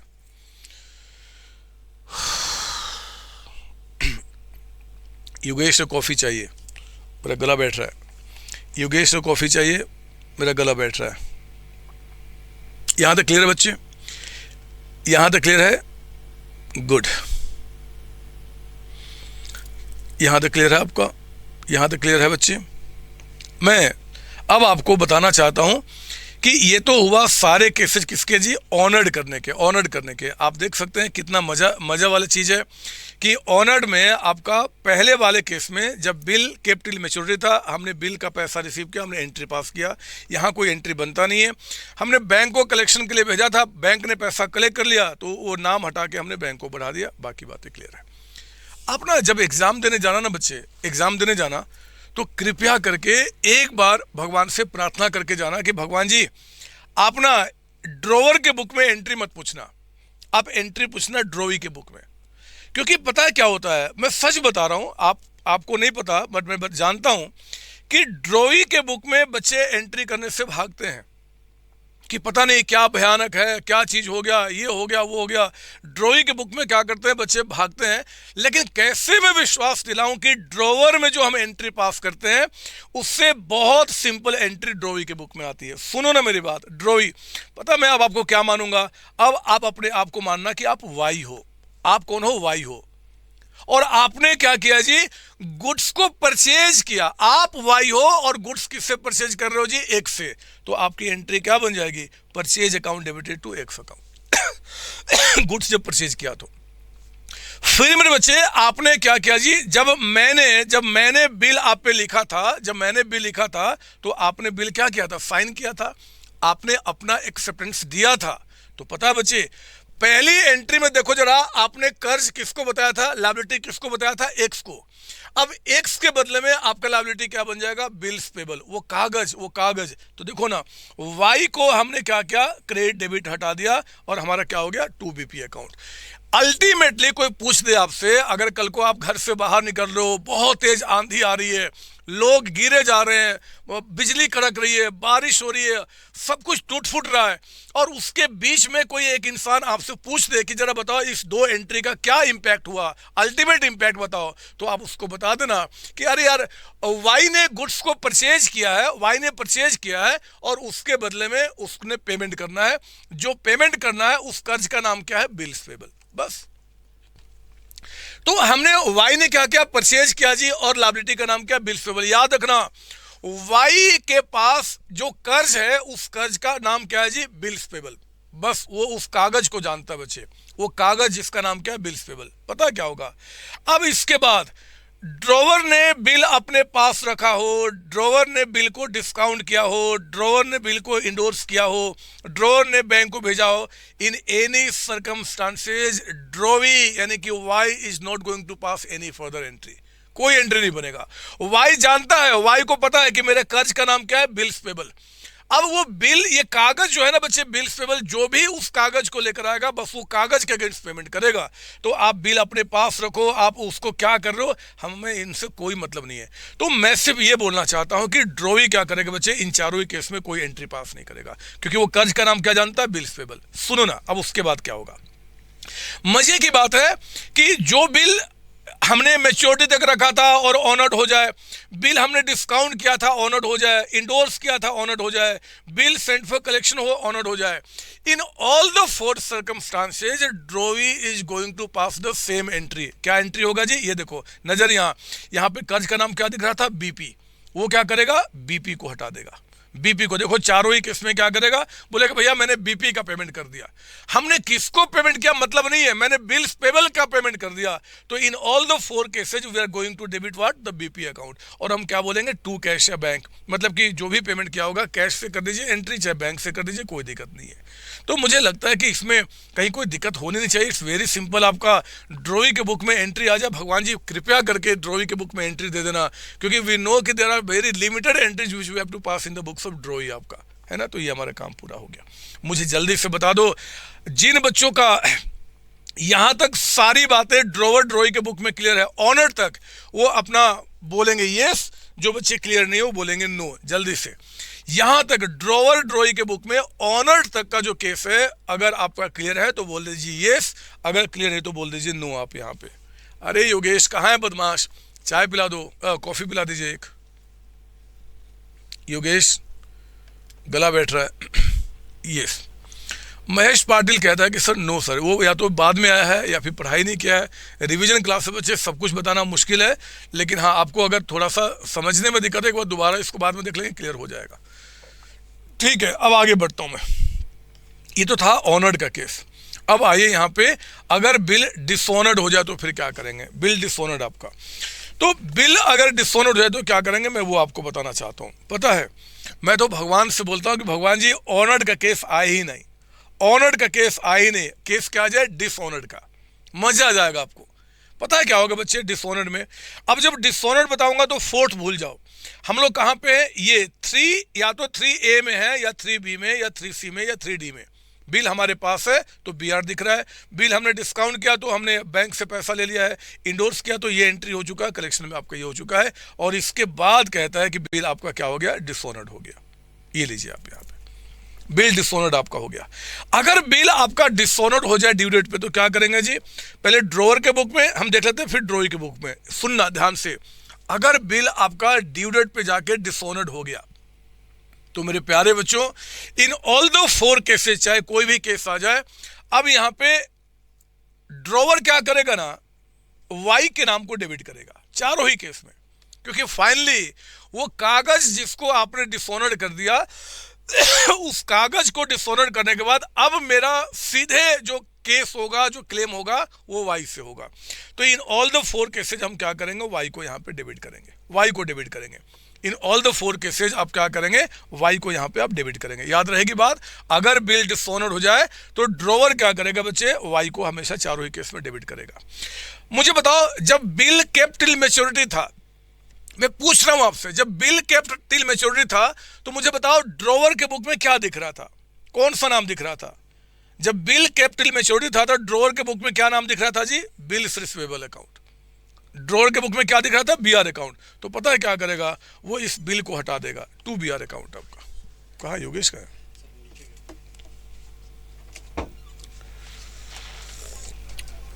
ओह, गला थोड़ा ठीक हुआ। सुनो मेरी बात, अगर बिल मेरे बच्चे डिसऑनर्ड हो जाए ड्यू डेट पे क्या करेंगे, एक तो वाई को डेबिट किया, और बिल अगर हमारे पास था तो हम बिल को हटा देंगे। हाँ, हमने कुछ अगर नोटिंग चार्ज पे किया होगा, क्योंकि आप जानते हैं कि बिल जब भी डिसऑनर्ड होता है तो जो बिल का होल्डर होता है ऑन ड्यू डेट, ध्यान देना, जो बिल को होल्ड करता है ड्यू डेट पे, उसकी जिम्मेदारी होती है कि नोटरी पब्लिक को जाके इस बात को इन्फॉर्म करे कि भैया बिल डिसऑनर्ड हो चुका है, और उसके बदले में नोटरी पब्लिक क्या करता है, हमसे कुछ चार्जेस लेता है जिसको बोलते हैं नोटिंग चार्ज। तो अगर बिल हमने अपने पास रखा था और डिसऑनर्ड हो गया बच्चे, तो पता अब मैं वाई से क्या पैसा लूंगा, एक तो बिल का पैसा और जितना हमने नोटिंग चार्ज पे किया होगा, दोनों मिलकर हम यहाँ पे डेबिट करेंगे। बिल अगर हमने डिस्काउंट किया था, बिल हमने बैंक को बेच दिया था, बैंक गया होगा वाई से पैसा मांगने और बैंक को पैसा मिला नहीं होगा, तो बैंक ने नोटिंग चार्ज पे किया होगा। जो बिल का होल्डर होता है ड्यू डेट पे, वही नोटिंग चार्ज पे करता है। और अगर बिल का नोटिंग चार्ज आपका बैंक ने पे किया, तो पता है अब मुझे क्या करना होगा कि बैंक को अब पैसा पे करना होगा। कितना पैसा पे करना होगा, जो पैसा हमें बैंक को देना होगा, एक तो बिल का अमाउंट जी जितने का बिल का था, और प्लस आपका नोटिंग चार्ज है ना। बिल जितने का था वो तो पैसा हमें बैंक को देना ही पड़ेगा, वो और जो नोटिंग चार्ज होगा वो भी देना होगा। मतलब मेरे बैंक को वाई से पैसा मुझे लेना है, और पैसा किसको देना है, बैंक को। कितने का, जो बिल का अमाउंट है और प्लस आपका नोटिंग चार्जेज आपका, ठीक है ना। अगर हमने बिल इंडोर्स किया था बच्चे और फिर डिसऑनर्ड हो गया, तो वाई से तो हमें पैसा लेना है, और हमें पैसा किसको देना है, क्रेडिटर को देना है। क्रेडिटर फिर से मेरी लायबिलिटी बन जाएगा। कितना पैसा देंगे, तो जो बिल का अमाउंट था वो, और प्लस आपका नोटिंग चार्ज, क्योंकि नोटिंग चार्ज इस पर किसने पे किया होगा, क्रेडिटर ने पे किया होगा। चौथे वाले केस में क्या करेंगे जी, हमारा जब बिल सेंट फॉर कलेक्शन था तो हमारा एसेट्स क्या बुक में दिख रहा था, बिल सेंट फॉर कलेक्शन। तो अब हम क्या करेंगे, बिल सेंट फॉर कलेक्शन को हटा देंगे, और नोटिंग चार्ज किसने पे किया होगा, बैंक ने, क्योंकि बैंक गया था पैसा कलेक्ट करने के लिए ऑन द ड्यू डेट आपका। तो बैंक से जितना पैसा कट गया था वो सारा पैसा हम क्या करेंगे, वाई से लेंगे आपका। चारों ही केसेज में वाई तो डेबिट होगा ही होगा। देखो, इसको याद रखने का सबसे सिंपल तरीका आपका, इन ऑल द 4 केसेज हम क्या करेंगे, वाई को तो डेबिट करेंगे ही करेंगे, इसमें कोई डाउट ना हो। अगर बिल हमारे पास था, टू बीआर अकाउंट। बिल हमने बैंक को डिस्काउंट कराया था, टू बैंक अकाउंट। बिल हमने इंडोर्स किया था, टू क्रेडिटर अकाउंट। बिल हमने सेंट फॉर कलेक्शन के नाम पे रखा था, to bill sent for collection account. पहले वाले केस में मैंने खुद नोटिंग चार्ज पे किया है तो टू कैश हो जाएगा। दूसरे में बैंक ने पे किया तो उसी में ऐड हो जाएगा। तीसरे में क्रेडिटर ने पे किया होगा, उसी में ऐड हो जाएगा। और चौथे में आपका बैंक ने पे किया होगा तो टू बैंक अकाउंट, ये आपका निकल के आता है। तो इस बात को ध्यान रखना। इन ऑल द 4 केसेज आपका यहाँ पे एंट्री दिखाया, किसके बुक में, ड्रॉअर के बुक में। ड्रॉअर के बुक में, ड्रॉई के बुक में एंट्री अगर आ जाए तो फिर तो कोई बात ही नहीं है। ड्रॉई मेरे बच्चे इन ऑल द 4 केसेज क्या करेगा, उनके पास कर्ज का नाम क्या था, बीपी। चारों ही केस में बीपी को हटाएगा, चारों ही केस में। और अल्टीमेटली अब हमें पैसा किसको देना है, एक्स को देना है। चारों ही केस में सेम एंट्री बनेगा, है ना। बीपी अकाउंट डेबिटेड टू आपका एक्स अकाउंट। वो बिल डिस्काउंट इंटरेस्ट किसी को जानता नहीं है, कर्ज का नाम था बीपी, उसको हटा दूंगा और एक्स को क्रेडिट कर दूंगा। हाँ, अगर नोटिंग चार्जेज है तो नोटिंग चार्ज मैं ही तो बियर करूंगा, मेरी गलती थी, मैंने बिल डिसऑनर्ड किया। इन all the 4 cases noting charge हमारा क्या होगा, एक्सपेंस माना जाएगा। हम उसको भी क्या करेंगे, यहाँ पे डेबिट करेंगे। ठीक है ना। तो एक्स और वाई दोनों के बुक में एंट्री मैंने दिखा दिया। ये क्या हुआ, डिसऑनर्ड का केस। बिल अगर डिसऑनर्ड होगा तो क्या यहां तक बातें आपको क्लियर है? क्योंकि मुझे एक एमसीक्यू आपसे पूछना है, मैं देखना चाहता हूं कि आप कितने इंटेलिजेंट हैं। यहां तक बातें क्लियर है आपकी? यहां तक बातें क्लियर है बच्चे? जल्दी बता दीजिए, है ना। अब तो मुझे लगता है कि आंखें बंद करके भी आप बता सकते हो कि आपका बिल डिसऑनर्ड हुआ। ड्रॉवर के बुक में हमेशा क्या करेंगे जी, वाई का नाम मतलब ड्रॉई का नाम डेबिट होगा। बिल हमारे पास था 2 BR अकाउंट, बैंक से डिस्काउंट किया था 2 बैंक अकाउंट, इंडोर्सी को दिया था 2 endorsee account, bill send for collection 2 bill send for collection, खत्म हो गया। ड्रॉवी के बुक में इन ऑल द 4 केसेज एक ही एंट्री बनना है, वो बीपी नाम की लायबिलिटी को हटाएगा और क्या कहा जी, अब पैसा किसको देना है, एक्स को देना है। हाँ, नोटिंग चार्ज होगा तो हम उसको भी दिखा देंगे। गुड, ठीक है ना। ये तो हो गया डिसऑनर्ड। डिसऑनर्ड के बाद अब क्या होगा, आफ्टर डिसऑनर्ड। लेकिन आफ्टर डिसऑनर्ड आने के पहले मेरे बच्चे, मैं चाहता हूं कि आपके साथ ना कुछ एक अच्छी अच्छी बातें डिस्कस कर लूं। मुझे एक बात बताओ, रिवीजन क्वेश्चन में 1 में आने के पहले मुझे एक सवाल का जवाब दीजिए। एग्जाम में अगर क्वेश्चन आ जाए, एग्जाम में क्वेश्चन आपका, कि मुझे बताओ जरा, ये क्वेश्चन आ जाए कि नोटिंग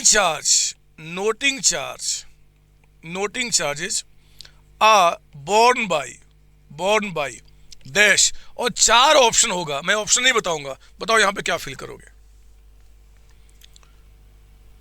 जरा बताओ जल्दी से। Noting charges are borne by, कौन बोर्न करता है, कौन बियर करता है, मुझे बताइए। चारों में क्या लिखेंगे? यहां पे ऑप्शन कुछ भी आ जाए, क्या लिखेंगे? Suparna who hold the bill कह रही है, होल्डर ऑफ बिल स्लग साहिल कह रहा है, और ये मनीषा भी कहती है होल्डर। ये सब बदमाश बच्चे हैं, ये सीमे, ऋतिक, सविता भी, ये सब बदमाश बच्चे हैं। अगर बोलता है आर borne by, कौन बियर करेगा, तो बदमाश in all the cases bear by आपका ड्रॉवी है। कौन बियर करेगा जी, ड्रॉवी बियर करेगा। बियर कौन करेगा वो मैंने पूछा था आपसे।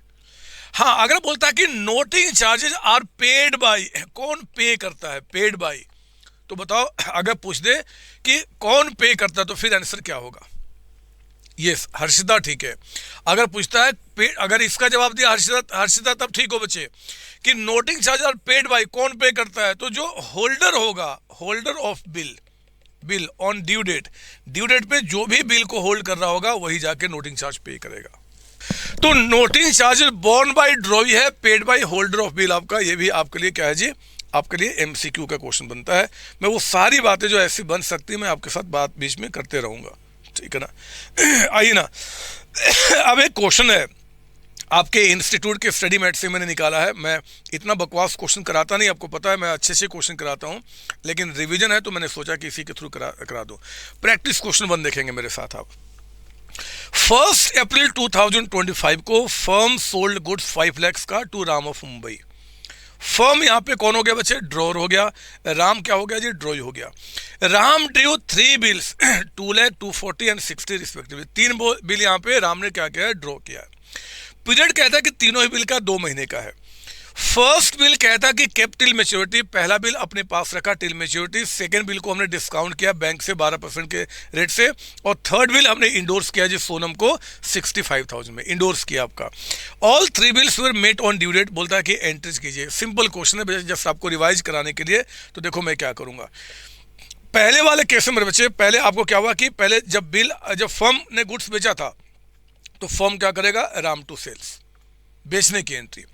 फिर अब मैं तीनों बिल का अलग अलग एंट्री दिखा रहा हूं with respect to first bill में पहले दिखा रहा हूं कि हमने क्या किया जी। अब राम पे हमने बिल लिखा तो राम को हटा दिया और बीआर को लेकर आ गया, है ना। बिल हमने टिल मेच्योरिटी रखा है तो हम कोई एंट्री पास नहीं करेंगे। यहाँ जो हम नो एंट्री लिखे हैं ना, आपको एग्जाम में कुछ नहीं करना, ये मैंने बस आपको समझाने के लिए। आपको एक एंट्री ये पास करना है, एक एंट्री ये पास करना है। और ड्यू डेट पे क्या हुआ जी, इसका पेमेंट हो गया तो इस बिल को हमने देखिए हटा दिया और कैश हमने रिसीव किया। कैश या बैंक कुछ भी लिख सकते हैं, कोई दिक्कत नहीं होगी, ठीक है ना। तो ये बात आप ध्यान रखेंगे आपका, ठीक है ना। उसके बाद आपका दूसरा बिल क्या था जी, सेकंड बिल को हमने क्या किया था, डिस्काउंट किया था बैंक।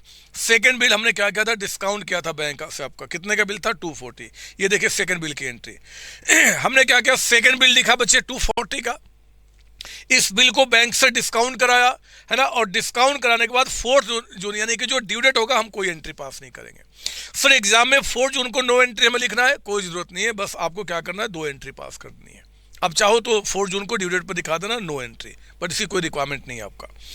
तीसरा बिल मेरे बच्चे जो आपने क्या किया था जी, इंडोर्स किया था, ध्यान रखना, तीसरा बिल 60,000 का था, लेकिन सोनम को आपने जो इंडोर्स किया था 65,000 के बदले में, यानी कि ये बिल जो था ना बच्चे 60,000 का, हमने सोनम अपने क्रेडिटर को दे दिया, लेकिन उस क्रेडिटर का कर्ज कितने का था, 65,000 का। हमेशा ध्यान में रखना, जब भी बिल का अमाउंट अलग है और कर्ज अलग है तो वो क्या बोल रहा है, ये देखो, third bill was endorse to Sonam in full settlement of 65। Full settlement, full settlement का मतलब होता है कि 65,000 का पेमेंट आपने सोनम का कर दिया 60,000 के बिल को देकर, तो बाकी हमें डिस्काउंट मिल गया। फुल सेटलमेंट का ये मतलब होता है। तो उस केस में हमने क्या किया जी, ये देखिए आप यहाँ पे सोनम को हम 65 से हटाएंगे, बिल चला गया हमारे पास से 60 का, 5,000 का आपको डिस्काउंट मिल गया जो हमारा क्रेडिट में आ गया। अगर वहाँ पे पार्ट सेटलमेंट लिख देता ना, पार्ट सेटलमेंट, तो फिर क्या करते हैं जी, हम 60 से ही यहाँ पे डेबिट करते हैं। 60 ये होता, 60 ये होता, फिर ये नाम नहीं आता, और ड्यू डेट पे हमारे पास कोई एंट्री नहीं बनेगा। क्लियर यहाँ तक आपका? बोलो हाँ। कर सकते हैं बच्चे। हर्षिता पूछ रही है कि सर क्या हम तीनों बिल का इकट्ठा एंट्री नहीं कर सकते? कर सकते हैं, मतलब BR1 debit, BR2 debit, BR3 debit, but क्योंकि मुझे आपको रिवाइज कराना था तीनों केस, इसमें अलग अलग दिखा दिया। आप इकट्ठा भी कर सकते हैं, कोई दिक्कत नहीं है। इसके बाद आइए जरा यहाँ पे हम आ जाते हैं ड्रॉई के बुक में। यहाँ तो बकवास काम होने वाला है। परचेज का आपने एंट्री किया, परचेज करने के बाद क्या हुआ जी, BP आपने साइन किया। पहले वाले केस में 2 लाख का BP, दूसरे वाले में आपका अमाउंट, और तीसरा आपका ये। तो पहले अभी ये केस दिखा रहा हूँ, आपने ये BP साइन किया, बिल हमने क्या किया था, अपने पास रखा था, हमें कोई मतलब नहीं है, ऑनर्ड हो गया। तो इस बिल के अगेंस्ट क्या हुआ जी, हमने पेमेंट किया BP टू कैश। आपको पता है ना, जब भी ऑनर्ड होगा तो ये अपना कर्ज को हटाएगा और पेमेंट करके दिखाएगा। दूसरा वाला जो था बिल डिस्काउंटेड, जो भी डिस्काउंटेड है अपने पास रखा, इंडोर्स किया, इनके लिए होता है, इनके लिए कुछ भी नहीं। ये तो बोलते भैया हमने देखो 240 का बिल लिखा और BP का हमने पेमेंट कर दिया, बताया था मैंने अभी आपको, उसका इनको कोई मतलब नहीं बनता आपका, ठीक है ना। और तीसरा जो आपका था, तीसरा बिल लिखा और तीसरे बिल का पेमेंट कर दिया। तो ये चीज़ें आपके लिए बहुत सिंपल है, कोई दिक्कत नहीं, आप ये सब काम कर सकते हैं। मैंने एक रिवीजन के लिए क्वेश्चन करा दिया, आपके स्टडी मैट का क्वेश्चन आपका है, पता है बच्चों। ये क्वेश्चन थोड़ा सा अच्छा बोला जा सकता है, आप इस क्वेश्चन के लिए तैयार रहेंगे क्योंकि ये बहुत प्यारा क्वेश्चन है, एग्जाम में ऐसे क्वेश्चन बन सकते हैं। मैंने आपको हमेशा बताया हुआ है कि बिल्स ऑफ एक्सचेंज का जब भी क्वेश्चन आ जाए ना, तो आप एक कहानी के रूप में उसको रखो। कहानी एक पढ़ रहे हो और उसको अकाउंटिंग लैंग्वेज में कन्वर्ट कर रहे हो। देखो ना, रिवीजन क्वेश्चन नंबर 2 क्या बता रहा है। 1 अप्रैल को कहता है कि COC sold goods for ₹35,000, costing 35 for 52 आलोक। आलोक को जो 35,000 का गुड्स था उसको हमने क्या किया जी, 50,000 रुपये में बेचा है, आलोक को बेचा है। तो बेचने की एंट्री किससे होता है, 50,000 से, बचपन से पढ़ते आ रहे हैं। COC received 10,000 immediately in cash. हमने क्या किया जी, ये देखो, मैं आपको ना COC के पॉइंट ऑफ व्यू से कहानी बता रहा हूँ। COC ने सेल किया कितने रुपए का, 50,000 रुपये का। ऐसी कहानी एग्जाम में रफ में बनाने की कोशिश करना, मजा आएगा क्वेश्चन सॉल्व करने में। 1 मिनट लगेगा, फिर क्वेश्चन दोबारा देखने की जरूरत नहीं पड़ेगी। तो COC ने क्या किया कि 50,000 का सेल किया, इसमें से कहता है कि 10,000 उसने इमीडिएटली कैश रिसीव कर लिया, 10,000 कैश। और बैलेंस के लिए क्या हुआ जी, नया बिल लिखा। बैलेंस यानी कि 40,000 के लिए क्या हुआ, BR इन्होंने ड्रॉ किया, ठीक है। 3 महीने का बिल था आपका। 4th में आपको समझना होगा, ये बिल कब ड्रॉ किया गया था, 1 अप्रैल 2025 को। मुझे बताओ 1 अप्रैल से 3 महीना कब आएगा इसका ड्यू डेट, जल्दी बताइए। 1 अप्रैल को बिल लिखा गया, बिल 3 महीने का है, तो ड्यू डेट कब आएगा, 1 अप्रैल से 1 मई, 1 जून, 1 जुलाई, 1 जुलाई और 3 यानी कि 4 जुलाई, 4 जुलाई आपका। देखो एग्जामिनर कहाँ गेम खेलेगा, ये आपका क्या है जी, उस बिल का ड्यू डेट है। इसके बीच में ही आप देखो यहाँ पे, इसके बीच में कब जी, 4 मई को, यानी कि यहाँ पे बच्चे 4 मई को। 4 मई को क्या हुआ कि ये बिल जो आपका है ना, वो आपने क्या किया, जाके बैंक से डिस्काउंट कर लिया, बैंक से डिस्काउंट कर लिया। मुझे आप में से कोई बच्चा बताएगा कि 1 अप्रैल को बिल लिखा गया, ड्यू डेट उसका 4 जुलाई है, और बिल मैंने बैंक से 4 मई को डिस्काउंट किया है, तो बैंक जो डिस्काउंट चार्ज काटेगा कितने समय का काटेगा? जल्दी बताइए। नहीं नहीं, ये तो मैं जानता हूं 4 जुलाई, मुझे सिर्फ ये बताओ कि बैंक जो डिस्काउंट चार्ज काटेगा वो कितने समय का काटेगा? कितने समय का? गार्गी बदमाश बच्ची, 2 महीने का। अरे बदमाश, बिल जितने समय बैंक के पास रहेगा, बिल जितने समय बैंक के पास रहेगा, डिस्काउंट चार्ज बैंक उतने समय का ही काटेगा, क्योंकि बिल बैंक के पास कितने समय रहेगा इस पीरियड के लिए, इसमें नहीं रहेगा। यहां बैंक को हमने दिया ना, तो बिल बैंक को पास यहां से यहां तक रहेगा। तो मई 4 में से 4 जून 4 जुलाई 2 महीना, तो 2 महीने का बैंक डिस्काउंट चार्ज काटेगा। ये बहुत इंपॉर्टेंट है, यही बच्चे गलतियां करते हैं, आपको नहीं करना, ठीक है। तो COC discounted bill with bank आपका 12% डिस्काउंट के साथ, ठीक है। On the due date Alok was not able to pay the amount, ओहो, एंड बिल डिसऑनर्ड, ओहो, यानी कि पता है क्या हुआ बच्चे, इस दिन पे 4 जुलाई को बिल आपका क्या हो गया जी?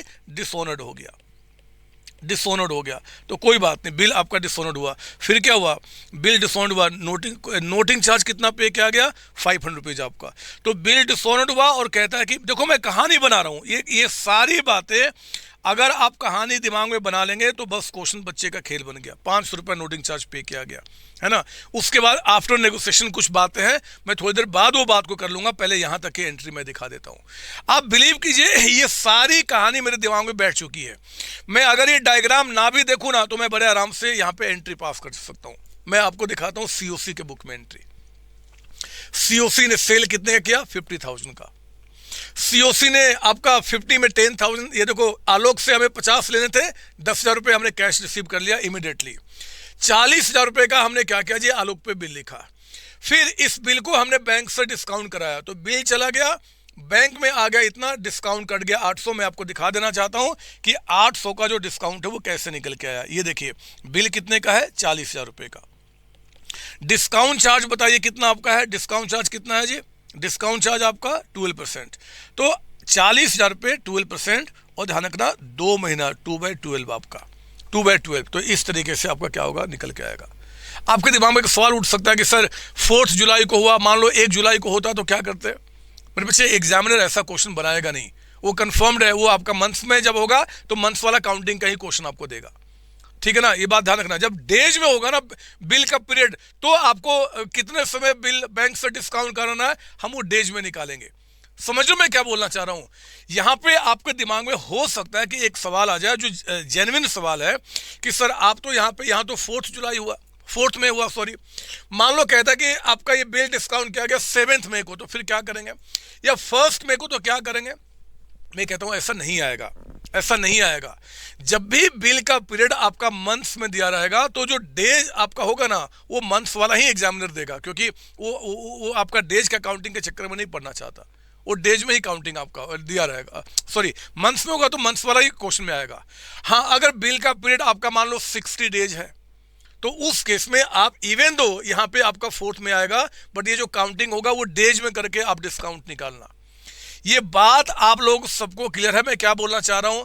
कि अगर आपका पीरियड ऑफ बिल मंथ्स में होगा, तो ऐसा ही डेट एग्जाम में आएगा जिसको आराम से मंथ्स में आप निकाल सकते हो, तो आप मंथ्स में ही कंपटीशन करेंगे। अगर वो डेज में होगा, पीरियड ऑफ बिल आपका डेज में है, तो वो कुछ भी डेट दे सकता है, जो भी डेट देगा आप डेज में क्या करना, उसको काउंटिंग कर लेना और उतने समय का डिस्काउंट निकाल देना। तुलसी बच्चे 365 डेज होता है, 360 क्यों लोगे? जो एक्चुअल होता है हम उसी में भरेंगे। कुछ वो बोल देगा कि भैया डेज आप 360 का मान लीजिए एक साल में, तो हम उतने का मान लेंगे। अदरवाइज जो आप जानते हैं वही पढ़ेंगे आप 365, कहीं कोई दिक्कत नहीं, ठीक है ना। तो ये क्लियर होना चाहिए, इसमें कंफ्यूजन दिमाग में आपका नहीं होना चाहिए। खैर मैं यहाँ था, मैं कहाँ चला गया? तो अब देखो, आप जब बिल का डिस्काउंट निकालोगे ना, तो आप बताइए कितना आ रहा जी? यही आएगा ना, 800 ही आ रहा ना बच्चों? अरे बोलो ना। अरे लीप ईयर होगा राबी तो 366 ले लेना बदमाश, लीप ईयर नहीं होगा 365 लेना, उसमें क्या पड़ रहा है? हाँ 800 ही आएगा, ठीक है। तो हमने क्या किया, ये देखो हमने बिल को डिस्काउंट किया, और फिर देखो 4 जुलाई को बिल आपका डिसऑनर्ड हो गया। बिल डिसऑनर्ड में क्या करते हैं जी? आलोक को डेबिट करेंगे, है ना, और टू बैंक अकाउंट। कितने से? जितने का बिल था प्लस डिस्काउंट चार्ज, यानी कि 40,500 ये काम पूरा हो गया। यहां तक आपने क्या किया? बिल डिसऑनर्ड की एंट्री पास कर ली है, जो आपने डायग्राम बनाया था। डायग्राम बनाते ही बातें अपने आप क्लियर होते चले जाएंगे, ठीक है ना। अब आइए आफ्टर डिसऑनर। आफ्टर डिसऑनर्ड इसके बाद क्या हुआ? इसके बाद क्या हुआ? आफ्टर डिसऑनर्ड की बात कर रहे हैं आपका। तो आफ्टर डिसऑनर्ड में क्या होगा? अब यहां पर अब क्या हुआ ये देखो। आप कहता है कि आफ्टर नेगोशिएशन, में थोड़ा क्लीन कर दो इसको, अच्छा लगेगा आपको। अब यहां पढ़ रहा हूं मैं, ये देखेंगे आप। आफ्टर नेगोशिएशन 10 जुलाई को कहता है कि आलोक agree to pay 40% of dues immediately. 40% of dues कितना? जरा देखो, आलोक से हमें कितना पैसा लेना था अब जी? 40,500 इतना पैसा लेना था, और इसका 40% वो अभी आपको देने को तैयार हो गया। तो ले लिया हमने 10 जुलाई को। आलोक हमारे बुक में था, हमने आलोक को हटा दिया, कैश रिसीव कर लिया, 40% अमाउंट आपका। बोलो ना हाँ। यहाँ पे जो बोलेगा बस उसको कहानी के रूप में कह दीजिए, कुछ भी नहीं। तो हमने पे कर दिया। फिर कह रहा है बच्चे, फिर कह रहा है कि and to accept a new bill for the balance. तो मुझे बताओ, आपका 40,500 का नया बिल था, 40% उसने पे कर दिया, तो बाकी कितना बच गया? 60%। ये जो अमाउंट होगा, और कहता है कि विथ इंटरेस्ट 12% पर एनम। अब नया बिल 1 महीने के लिए लिखा जा रहा है, तो अगर नया बिल 1 महीने के लिए लिखा जाएगा तो हम उसका इंटरेस्ट भी लेंगे, और अगर इंटरेस्ट लेंगे तो क्वेश्चन बताएगा, वो कह रहा है जी कि 12% के हिसाब से इंटरेस्ट निकाल लीजिए। तो जो भी 40,500 का, जरा बताओ कि 60% कितना आ गया? ये आ गया 24,300, है ना ये पैसा। और प्लस जरा बताओ कि 24,300 पे आपका 12% के हिसाब से 1 महीने का आपका इंटरेस्ट 1/12 कितना निकल के आ जाएगा? तो इस पे 12% और 1 महीने का ये आ गया 243, ये आ गया 243। इसका बोल रहा है नया बिल लिखने के लिए। तो ठीक है जी, पहले एक काम करना, पहले क्या करेंगे ये देखिए आप यहाँ पे। पहले हमने आलोक से कहा कि भैया हम आपसे इंटरेस्ट भी लेंगे, इंटरेस्ट ड्यू करना। अभी तक तो ऊपर तक में कोई इंटरेस्ट का नाम था ही नहीं, तो हम क्या करेंगे जी? आलोक आपसे 243 और लेंगे, यानी कि इसमें से आपने इतना दे दिया, बाकी जो बच गया वो और प्लस 243, इसका हम नया बिल लिखेंगे ना। तो आप इंटरेस्ट यहाँ पे क्या करेंगे? ड्यू करेंगे, और फिर आप क्या करेंगे? नया बिल लिखेंगे। नया बिल किसका लिखा जाएगा? जो पहले से बकाया था वो, और प्लस इंटरेस्ट का मिला के। तो हमने क्या किया? नया बिल लिखा। और नया बिल जो लिखा यहाँ पे, ये देखिए नया बिल लिख दिया गया। अब इसका क्या हुआ? पढ़िए आगे, इस बिल का क्या हुआ? इन नया बिल के बाद वो कहता है कि on the date of renewed bill, जो बिल नया लिखा गया था वो बदमाश आलोक इंसॉल्वेंट हो गया। बदमाश है, हो गया इंसॉल्वेंट। इंसॉल्वेंट होने का मतलब कि जो नया बिल था अब वो पेमेंट वो नहीं कर पाएगा, तो हम उसको डिसऑनर्ड कर देंगे। और जब डिसऑनर्ड कर देंगे तो क्या आप नहीं जानते कि अगर बिल हमारे पास है, बिल कैपिटल मैच्योरिटी, और डिसऑनर्ड हो जाए तो हम एंट्री क्या करते हैं? बिल को हटा देते हैं, और अगेन हम आलोक को डेबिट कर देंगे, आलोक को डेबिट कर देंगे। ये सिर्फ एक कहानी है बच्चे, जिस कहानी को आप एंट्री के थ्रू क्या कर रहे हो? एग्जामिनर को समझा रहे हो। तो अब आलोक से हमें फाइनली कितना लेना है? इतना पैसा। कुछ नोटिंग चार्ज यहां बता रहा तो वो भी मैं करता, बट नोटिंग चार्ज नहीं बता रहा है, तो हम आपसे क्या करेंगे जी? आलोक से इतना पैसा लेंगे। इसका कितना मिला, कितना डूब गया? ये देखिए आप यहाँ पे कहता है कि इसमें से 80% अमाउंट हमने रिसीव कर लिया फाइनली, और बाकी हमें नहीं मिला। तो जो पैसा मिल गया, जो पैसा मिल गया, आप कैश को डेबिट कर दो। जो नहीं डूबा बैड डेट्स हो गया, और आलोक के नाम को सदा सदा के लिए हम अपने लाइफ से, अपने अकाउंटेंसी से हटा देंगे, क्योंकि अब वो इंसॉल्वेंट हो चुका है। हाँ जी बच्चे, गार्गी शर्मा क्या बोल रही है? 500 रुपये, 500 का क्या आया इसमें? समझ में नहीं आया मुझे, फिर से बोलिए आप।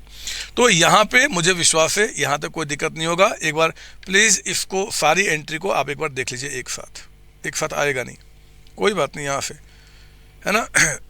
यहाँ तक क्लियर आप सबको? यस, यहाँ तक क्लियर है बच्चे? ड्रॉअर के बुक में यहाँ तक क्लियर है बच्चे? यस। तो ये हमने क्या किया? आपका ड्रॉअर की बुक में एंट्री कर लिया। एग्जाम में ना बच्चे एक चीज याद रखना, जब भी ड्रॉअर एंड ड्रॉई दोनों की बुक में एंट्री पूछेगा तो पहले हमेशा किसी एक के बुक में पहले एंट्री पास कर लेना, दोनों का पैरेलल मत करना, कंफ्यूजन थोड़ा बढ़ जाएगा। तो पहले हमने क्या किया? इसकी एंट्री पास कर ली। अब हम आ जाएंगे आलोक के बुक में। आलोक में क्या होगा जी? परचेज आपने किया, परचेज करके आपने 10,000 कैश पे कर दिया सीओसी को, बाकी के लिए बिल साइन किया, उसके बाद डिस्काउंट किया। हमारे बुक में कोई एंट्री नहीं। ये बिल आपका डिसऑनर्ड हो गया, मैंने गलत कर दिया। यहाँ पे कोई बताएगा इस एंट्री में मैंने क्या गलती की है? कोई बताएगा कि मैंने एक गलती किया है बच्चे इस एंट्री में? बताओ जरा, ड्रॉइंग के बुक में इस एंट्री में क्या गलती किया मैंने?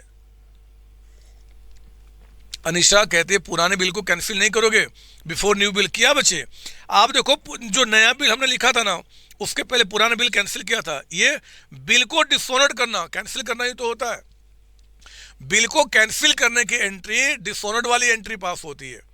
इसका मतलब हुआ कि बैंक को हमने इतना पैसा दे दिया होगा, या बैंक हमारे से इतना पैसा लेगा और आलोक से इतना पैसा हमें लेना होगा। यही होता है हमेशा। मुझे कोई बताएगा कि ड्रॉइंग के बुक में, मतलब आलोक के बुक में, मैंने इस एंट्री में कुछ गलती क्या हुई? गलती क्या है? यस, गार्गी शर्मा ने सही बताया। मेरे बच्चे, ये जो है ना, यहाँ पे सीओसी को इतना पैसा देना है, लेकिन बिल तो आपका 40,000 का ही था।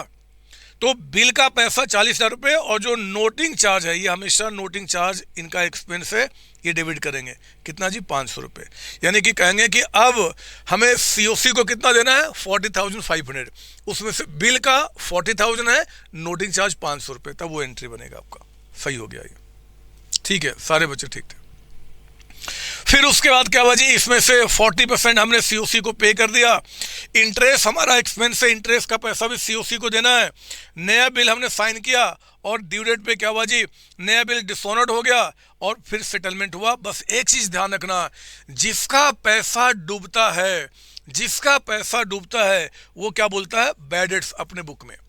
लेकिन जो पैसा डुबाता है, जिसने डुबाया पैसा, मतलब ड्रॉवी, वो क्या बोलता है? Deficiency account. वो बोलता है डेफिशिएंसी अकाउंट। तो ड्रॉवर हमेशा जिसका पैसा डूबेगा वो कहेगा बैड डेट्स अकाउंट। जिसने पैसा डुबाया है, जितना पैसा डुबाया, वो कहाँ जाएगा? डेफिशिएंसी। ऐसा क्यों होता है? वो डिसोल्यूशन में आपने पढ़ा होगा, डिसोल्यूशन में। वो समझाने का मतलब नहीं है, बट ये आपके लिए एमसीक्यू के लिए इंपॉर्टेंट है कि the amount which could not be paid by drawee will transfer that amount to which account. 4 option, तो कहाँ? डेफिशिएंसी अकाउंट में टिक मार्क करेंगे। गार्गी पूछती है सर ऐसा क्वेश्चन एग्जाम में आ सकता है? अरे भरमार है बदमाश, ऐसे क्वेश्चन का एग्जाम में भरमार है। ऐसे क्वेश्चन का आप देख लेना स्कैनर को। और उससे भी ज्यादा इंपॉर्टेंट क्वेश्चन पता है एग्जाम में क्या बनेगा? थर्ड क्वेश्चन आपका। थर्ड क्वेश्चन, अगर आप लोग प्यारे बच्चे हैं तो, और आप अगर सचमुच में अपने आप को ईमानदार मानते हैं, तो चलो जरा थर्ड क्वेश्चन को आप मेरे साथ सॉल्व कीजिए। आप सारे बच्चे रजिस्टर को अपने पास रखिए। आइए ना, थर्ड क्वेश्चन देखो कितना मजेदार है। सुनेंगे, सोचने का तरीका, क्योंकि अब जो ये क्वेश्चन है ना, वो कैटरेक के बुक में बोल रहा है कि एंट्री पास करें। ये बहुत इंपॉर्टेंट क्वेश्चन है।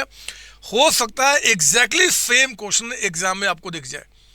सीएमए लेवल में आने के बाद, इंटर लेवल में आने के बाद, एग्जामिनर ना वो जानता है कि मैं बहुत चालाक हूं, और बच्चे बहुत ही बेवकूफ है। वो जानते हैं कि बच्चे जो है ना, वो सीधी सीधी एंट्री सी पढ़ के आए होंगे, सोचेंगे कुछ तो मार्क्स मिल जाएगा। वो हमेशा क्या करेगा? ऐसी एंट्री पूछेगा जो कि कंफ्यूजिंग वाला होगा, अगर पहले से आपने प्रैक्टिस नहीं किया तो सुनिए ध्यान से। थर्ड क्वेश्चन की प्रैक्टिस करा रहा हूं, थोड़ा स्लो चलूंगा, आपको सुन के मेरे साथ चलना होगा। एंट्री किसके बुक में बोल रहा है? कैटरेक। हमेशा अपने आप को कैटरेक मानेंगे। कहता है कि कैटरेक एक्सेप्टेंस टू बासु। मुझे बताओ, कैटरेक ने एक्सेप्टेंस दिया है बासु को, तो कैटरेक के लिए वो क्या है? बिल्स पेबल है। एक्सेप्टेंस हमने दिया है, बिल्स पेबल है कितने का जी? 2500 का। डिस्चार्ज, हमने इस बिल को कैसे डिस्चार्ज कर दिया? 1000 का हमने कैश पेमेंट किया। इसके बदले में कैश हमने कितना दे दिया? 1000 रुपये। और नया बिल हमने ड्रॉ किया जी कितने का? बैलेंस का प्लस इंटरेस्ट का। तो बैलेंस कितना बच गया यहाँ पे? बैलेंस कितना बच गया? बैलेंस बच गया 1500 रुपये। ये प्लस इंटरेस्ट अभी हम पढ़ के आ रहे हैं। कितना इंटरेस्ट है? 50 रुपये। इसका कहता है कि नया बिल लिखा, न्यू बिल। आपको इसकी एंट्री पास करनी है। आइए ना करते हैं यहाँ पे, क्या दिक्कत है? देखो जी, बीपी तो खत्म हो रहा है ना बच्चे। बिल्स पेबल आपका 2500 का खत्म हो रहा है, क्योंकि उसी का पेमेंट कर रहे हो, तो बीपी 25 का आपने हटा दिया। ठीक है। अब उसके बाद क्या हो रहा है कि इसमें से हमने 1000 रुपये कैश दे दिया, तो कैश हमारे पास से 1000 चला गया। नया बिल लिखा जाएगा 1500 प्लस 50 रुपये इंटरेस्ट। तो इंटरेस्ट भी अब हमें पे करना होगा। इंटरेस्ट हमारा एक्सपेंस है, हमने क्या किया? इंटरेस्ट को यहाँ पे डेबिट कर दिया। और फिर वो 1550 रुपये जो आपका निकल के आया था, इसका नया बिल लिख दिया। तो हमने क्या बोल दिया? 2 BP आपका ये हो गया एंट्री। हमें यहाँ पे 50-100 एंट्री नहीं करना है, हमें 50 एंट्री नहीं करना है। एग्जाम में क्या बोला था जी, आप जर्नलाइज द फॉलोइंग ट्रांजेक्शन, इनका जर्नल एंट्री पास कीजिए। तो हमने क्या किया, एंट्री पास कर दिया। आप चाहो, अगर आप कहते हो कि सर ये आपने एक ही एंट्री पास कर दिया, हम इसकी 3 एंट्री करना चाहते हैं, कर लो, कोई बात नहीं। अगर आप इसकी 3 एंट्री करोगे तो क्या करोगे पहले आप, बट 3 एंट्री करोगे क्यों? अगर फिर भी करना है तो बीपी आपका डेबिटेड टू कैश अकाउंट एक एंट्री हो गया, फिर इंटरेस्ट एक्रू करने की एंट्री दूसरा करोगे, फिर आप पेमेंट, वो बहुत हौच पौच हो जाएगा। एक ही एंट्री फटाफट पास कीजिए। क्या जी, हमने पुराना बिल 2500 का हटा दिया, 1000 रुपये कैश दे दिया, 50 रुपये और इंटरेस्ट का देना है, तो इंटरेस्ट हमारा क्या हो गया, एक्सपेंस हो गया, हमने उसको भी डेबिट किया और सबके लिए नया बिल लिख दिया, काम पूरा हो गया। ठीक है ना? तो इस बात को ध्यान रखेंगे, बिल्कुल स्मार्ट वे में आंसर करेंगे आप यहाँ पे। नाउ सेकंड में आप आइए। सेकंड में जी गुप्ता एक्सेप्टेंस, बताओ जी गुप्ता ने कैटरर को एक्सेप्टेंस दिया है, तो मुझे बताइए कि कैटरर का ये बीआर है कि बीपी है, जल्दी बताओ सारे बच्चे। जी गुप्ता एक्सेप्टेंस, लैंग्वेज को समझो, जी गुप्ता का एक्सेप्टेंस मेरे पास है, तो जी गुप्ता का अगर एक्सेप्टेंस मेरे पास है तो मेरा क्या है जी, बीआर है। कितने का है, 4000 का। कहता है कि ये बिल हमने इंडोर्स कर दिया, किसको जी, एम मेहता को। ये बिल हमने क्या किया, इंडोर्स किया हुआ, ये बिल हमने दे दिया है किसको, एम मेहता को। ये बिल दे दिया है एम मेहता को। वो कहता है वो आज डिसऑनर्ड हो गया, आज क्या हो गया, वो डिसऑनर्ड हो गया, तो we have to pass entry for dishonoured, आज की एंट्री करना है। मेहता पेड, कहता है कि 20 रुपये नोटिंग चार्जेस, 20 रुपये का नोटिंग चार्ज।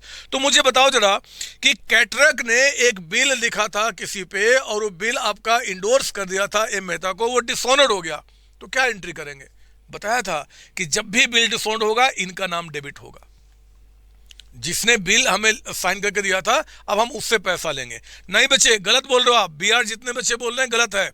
आप देखिए ऊपर के केस में बताया था कि बिल अगर हमने किसी से लिया हुआ है और हमने इंडोर्स किया और डिसऑनर्ड हो गया, तो इंडोर्स्ड हो, डिस्काउंटेड हो, अपने पास रखो, सभी केस में हम किसको डेबिट करते हैं, जिसने बिल हमें दिया था। ये देखो, आपको अपने संतोष सर पे विश्वास नहीं है ना कि आपने ऐसा कहाँ बताया था। ये देखो, इन ऑल द 4 केसेज जब भी बिल डिसऑनर्ड होगा तो चारों ही केस में जिसने बिल साइन करके दिया था हम उसको डेबिट किए थे। तो आप यहाँ पे क्या करोगे, डेबिट करोगे। किसको डेबिट करोगे जी, हमने डेबिट करना है यहाँ पे आपका क्या नाम है उसका, मैं थोड़ा क्लीन कर दूँ पहले आपके लिए, थोड़ा अच्छा लगेगा। ये लीजिए, इसको हटा देता हूँ। ये देखिए, हम लोग किसको डेबिट करेंगे जी, हम डेबिट करेंगे आपका यहाँ पे जी गुप्ता को। और क्योंकि हमने बिल इंडोर्स किया था तो अब हमें किसको पैसा पे करना पड़ेगा, एम मेहता को पे करना पड़ेगा। तो हम जी गुप्ता को डेबिट करेंगे, एम मेहता को क्रेडिट करेंगे, और कितने अमाउंट से, जो बिल अमाउंट था प्लस नोटिंग चार्ज आपका। तो ये देखिए 4020 से आपने क्या किया, जी गुप्ता टू एम मेहता। मेरे प्यारे बच्चों, ऐसे क्वेश्चंस एग्जाम में आएंगे, ऐसे क्वेश्चन एग्जाम में आएंगे, क्योंकि यही आपका है। वो क्यों फालतू में सेल्स की एंट्री पूछेगा, बिल लिखने की एंट्री पूछेगा, क्योंकि वो जानता कि बच्चे सभी जानते होंगे, हम क्यों मार्क्स देंगे। वो क्या करेगा, वो एंट्री पूछेगा जहां पे आपका पूरा नॉलेज चेक कर लेगा। वही काम हुआ कि डिसऑनर्ड की एंट्री होगी। फिर उसने क्या किया, अब देखो इसका मतलब क्या, जी गुप्ता से मुझे पैसे लेने हैं और एम मेहता को देने हैं। वो कह रहा है फिर यहीं पे आपका कि हमने बिल विड्रॉन अगेंस्ट चेक, हमने जिसको पेमेंट करना था ना, हमें जिसको पेमेंट करना था हमने उसको चेक से पेमेंट कर दिया। तो मुझे बताओ हमने किसको पेमेंट करना था, एम मेहता को। कितना पेमेंट करना था, ये हमने उनको क्या किया, चेक से पेमेंट कर दिया। बोला कि आप पेमेंट ले जाओ, जी गुप्ता को बताता हूं, मैं उस पर केस करूंगा, जो करना होगा करेंगे। तो हमने क्या किया, उनका पेमेंट कर दिया। 2 एंट्री यहाँ पे बन गई आपकी। हाँ जी, तो ये अगर आ जाए, मुझे बताओ कि ये जो सेकंड जो हमने किया, अगर ये क्वेश्चन आ जाए तो क्या आपको परेशान करेगा? दिमाग शांत रखना, जो आपने पढ़ा है वही चीजें निकल के आएंगी, अलग से कुछ नहीं बनेगा, लेकिन आपको समझना पड़ेगा आपको। ठीक है ना? आओ ना, अब देखो जरा थर्ड वाला। मुझे थर्ड में मजा आता है, थर्ड में मजा आता है।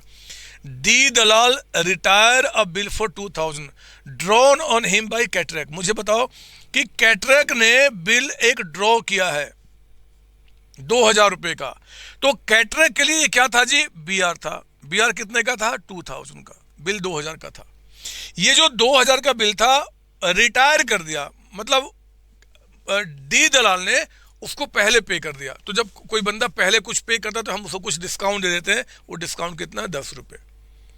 तो आप मुझे बताइए कि डी दलाल से हमने क्या लिया था जी, बिल लिया था, हमारे पास क्या था बीआर, इसके अगेंस्ट हमें पैसा मिल गया कितना 1990 और 10 रुपए का हमने डिस्काउंट दे दिया। तो क्या एंट्री करेंगे, ये देखिए बिल हटा दीजिए, बिल चला गया हमारे पास से, जितना पैसा आ गया कैश या बैंक कुछ भी डेबिट करो, इसको डिस्काउंट या रिबेट कुछ भी लिख सकते हैं, डिस्काउंट अकाउंट डेबिटेड या रिबेट अकाउंट डेबिटेड, मैंने क्लास में आपको बताया हुआ है। हाँ जी घर की, डिस्काउंट भी लिख सकते हो रिबेट भी लिख सकते हो, दोनों ठीक है, कोई भी एक नाम लिख सकते हैं आप। अर्ली जब भी हम आपका पेमेंट करते हैं तो डिस्काउंट या रिबेट कुछ भी लिख सकते हैं। फोर्थ में आइए, फोर्थ, ये आपके स्टडी मैट के क्वेश्चन से याद रखना, हम लोगों ने रेगुलर क्लास में भी किया, अगर मेरे पेड स्टूडेंट्स आप हैं तो, और ऐसे क्वेश्चन एग्जाम में बनने के बहुत चांसेज होते हैं। वो जो हमने ऊपर वाला किया ना, जो लड़की पूछी थी कि सर ऐसा क्वेश्चन आ सकता है, इसके आने के अगर चांसेज 40% है ना, इसके आने के चांसेज 40%, तो इसके आने के चांसेज 60% है, ऐसा क्वेश्चन नहीं है आपका, ठीक है ना। आइए फोर्थ पॉइंट में देखते हैं, फोर्थ पॉइंट एक बार। फोर्थ कहता है कि कैटरेक एक्सेप्टेंस, कैटरेक ने एक्सेप्टेंस दिया पटेल को, तो मुझे बताओ एंट्री हम कैटरेक के बुक में कर रहे हैं ना, कैटरेक के लिए क्या वो बिल्स पेबल है, बिल्स पेबल कितने का जी 5000 का, हमने इसको डिस्चार्ज कर दिया by giving Modi acceptance to cataract.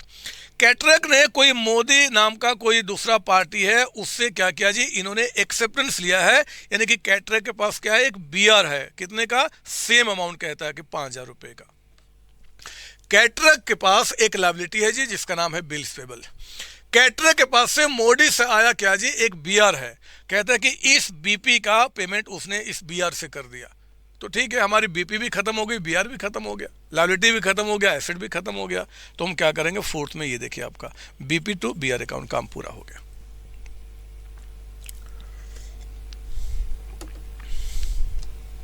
Yes, इतिश्री Sahu, ठीक है ना। तो ये तो ठीक है, ये ठीक है, मुझे समझ में आ गया। ऐसा ही मेरे बच्चे एक क्वेश्चन और भी है, ये फोर्थ आपका, मैंने ये 2 क्वेश्चन जानबूझ के अपने इस आपका रिवीजन क्लास में रखा, ताकि कम से कम अगर ऐसा क्वेश्चन आप सोचते होंगे कि नहीं करना, तो वो गलतफहमी आपका समझ जाए। साक्षी गुप्ता बदमाश, क्या इसमें दोबारा समझना है, सिंपल है लड़की। कैटरेक के पास यहाँ पे क्या है, ये देखिए आपका कैटरेक के पास एक बीपी था, कैटरेक एक्सेप्टेंस 5000 रुपये का, मेरे पास एक बीपी है 5000 रुपये का, मुझे किसी को इस कागज के अगेंस्ट पेमेंट करना है। मैंने क्या क्या, कैटरेक ने क्या क्या, मोदी से कोई एक्सेप्टेंस लिया है, मतलब मोदी से आया, इसके पास एक बीआर है सिमिलर अमाउंट का, और कहता है कि ये हमने दे दिया इसका पेमेंट करने के लिए। तो आपके पास से क्या खत्म हो गया, लायबिलिटी खत्म हो गया, एसेट्स खत्म हो गया। तो हमने क्या किया, एंट्री खत्म कर दिया, इसमें क्या दिक्कत है आपका। तो मुझे नहीं लगता कि इसमें कोई परेशानी आपकी हो सकती है, ये परेशानी हो सकती है, ठीक है। आओ ना मेरे बच्चों, अब देखो फोर्थ क्वेश्चन, ये और भी मजेदार है, एक बार आप जरा सुन लो मेरी बात। फोर्थ क्वेश्चन ये पता है किसके बुक में पूछ रहा है, हेमा के बुक में, हेमा के बुक में एंट्री पूछ रहा है। आप अपने आप को क्या मानेंगे, हेमा। एग्जाम में ऐसे ही क्वेश्चंस आने के बहुत ज़्यादा चांसेज हैं, समझ लो इस बात को। आइए जरा फोर्थ, सिर्फ ध्यान देना लैंग्वेज पे। कहता है कि हेमा एक्सेप्टेंस टू नंदा, आप कौन हो, अपने आप को क्या माना आपने, हेमा। तो आपने दिमाग में रखना है कि आप हेमा हो और उसके लिए अकाउंटिंग कर रहे हो। हेमा ने एक्सेप्टेंस दिया है नंदा को, तो हेमा का क्या है, बीपी है, कितने का है, 5000 रुपये का, 5000। इस बिल को हमने रिन्यू किया फॉर 3 मंथ्स विथ इंटरेस्ट 10%, आपका इस बिल को हमने रिन्यू किया है। तो आप कहता है कि पास एंट्रीज, एंट्री नहीं एंट्रीज, जितनी एंट्री बन सकता है सब पास करो। तो बताओ क्या क्या एंट्री बनेगा। एक तो जब बिल रिन्यू हुआ मेरे बच्चे, तो पुराने बिल को कैंसिल करना होगा ना, बोलो हाँ या ना। अगर आपको ये जो हेमा का जो एक्सेप्टेंस था टुनंदा 5000 रुपये, ये बिल रिन्यू हो रहा है, अगर ये बिल रिन्यू हो रहा है तो बताओ पुराने बिल को कैंसिल करना, वो लड़की बोली थी ना कि सर क्यों नहीं पुराना कैंसिल कर रहे हो, करना पड़ेगा। तो हम क्या करेंगे, एक तो इसको कैंसिल करने का एंट्री करेंगे, कैंसिल करने का एग्जैक्टली सेम एंट्री होता है जो डिसऑनर्ड करने का होता है। तो मैं क्या करूंगा, बीपी नाम की लायबिलिटी को हटा दूंगा और पैसा मुझे किसको देना होगा जी, नंदा को। हम बोलेंगे टू नंदा अकाउंट, एक एंट्री हमारी ये हो जाएगी। दूसरी एंट्री हमें इंटरेस्ट भी पे करना है, तो हम क्या करेंगे, इंटरेस्ट आपका डेबिट करेंगे एंड टू नंदा अकाउंट वो कर देंगे, और फिर जितना अमाउंट का ये था प्लस ये दोनों मिला के क्या करेंगे जी, नया बिल लिख देंगे। जब नया बिल लिखा तो नंदा नाम हटा के टू बीपी अकाउंट कर देंगे। बोलो हाँ, अरे बोलो ना हाँ बदमाश। और यही एंट्री आपने यहाँ पे दिखाया, ये देखिए आप, ये देखिए पहले पुराना कैंसिल, इंटरेस्ट ड्यू और पेमेंट कर दिया, आपका कंप्लीट हो गया। तो हम लोगों ने क्या किया, ये भी एंट्री हमने कंप्लीट किया। मुझे विश्वास है यहाँ तक भी कोई दिक्कत आपको नहीं होनी चाहिए। एंट्रीज में आपको फिर एंट्री की कटिंग नहीं दिखाना, जितना एंट्री बन सकता है आराम से करो आप। नालिनी एक्सेप्टेंस टू हेमा, आप कौन हो बच्चे, आप कौन हो मुझे बताओ। इस क्वेश्चन के अंदर में आप हेमा हैं और कहता है कि नालिनी एक्सेप्टेंस टू हेमा। तो हमेशा अपने आप को यहां पे क्या आप लेके चल रहे हैं, वी आर हेमा, तो मैंने यहां लिखा आप हेमा हैं। नालिनी एक्सेप्टेंस टू हेमा, तो अगर नालिनी ने एक्सेप्टेंस दिया है तो हेमा के लिए क्या है, बी आर है ना, कितने का, 10,000 का। ये बिल रिटायर्ड हुआ 1 मंथ बिफोर, 1 महीना पहले, कितने ग्रेड से, 12%, तो 1 महीने का रिबेट निकाल लेना और रिटायर करने की एंट्री करना। यहां तो एक ही एंट्री बनेगा जी, है ना, बी आर के अगेंस्ट पैसा मिल रहा है। तो आइए जरा नंबर 2, ये देखो बी आर को आपने हटा दिया, पैसा जितना आ गया ठीक है, डिस्काउंट या रिबेट कुछ भी लिख सकते हैं, कोई दिक्कत नहीं है। यस, थर्ड में आप आइए, डिस्काउंटेड कहता है थर्ड में, यहां पे थर्ड में डिस्काउंटेड नताशा एक्सेप्टेंस, नताशा से जो एक्सेप्टेंस यानी कि बिल हमने लिया था हम उसको डिस्काउंट कर चुके हैं। डिस्काउंटेड मतलब कि हम उसको बैंक को बेच चुके हैं। वो कहता है कि discounted Natasha acceptance to Hema इतना विथ बैंक इतने में। अच्छा, डिस्काउंटेड, डिस्काउंट किया तो उसकी एंट्री पास करो। बैंक डिस्काउंट टू आपका बी आर, मैं ये नहीं कराने वाला, bank discount to B R आपका, ये चीज तो बकवास है। चौथा देख लो एक बस, चौथा देख लीजिए यहां पे, फोर्थ कहता है कि Neela request to Hema to renew her acceptance. Neela ने कोई एक हेमा को कोई आपका एक्सेप्टेंस था, यानी कि पहले आप यहां लिख दो, आप कौन हो जी, हेमा हो। नीला रिक्वेस्ट करी हेमा को कि भैया रिन्यू कर दो, यानी कि इनके पास कोई बिल है बी आर जो उन्होंने नीला से रिक्वेस्ट किया, रिसीव किया था, उसको रिन्यू करना है अगले 3 महीने के लिए। तो पहले इस बिल को कैंसिल करना होगा, इस बिल को कैंसिल करेंगे यानी कि ड्रॉवी टू आपका बिल, ठीक है ना। फिर आपको क्या करना है जी, 3 मंथ्स के लिए, तो इंटरेस्ट है ना, इंटरेस्ट आपका 100 रुपये बना, इंटरेस्ट एक्रूड कीजिए और वो आपका पैसा इंटरेस्ट का कैश में मिल गया। इंटरेस्ट का पैसा कैश में ले लो, इंटरेस्ट का पैसा कैश में ले लो और फिर आपका इस पूरे अमाउंट के लिए नया बिल लिख दो।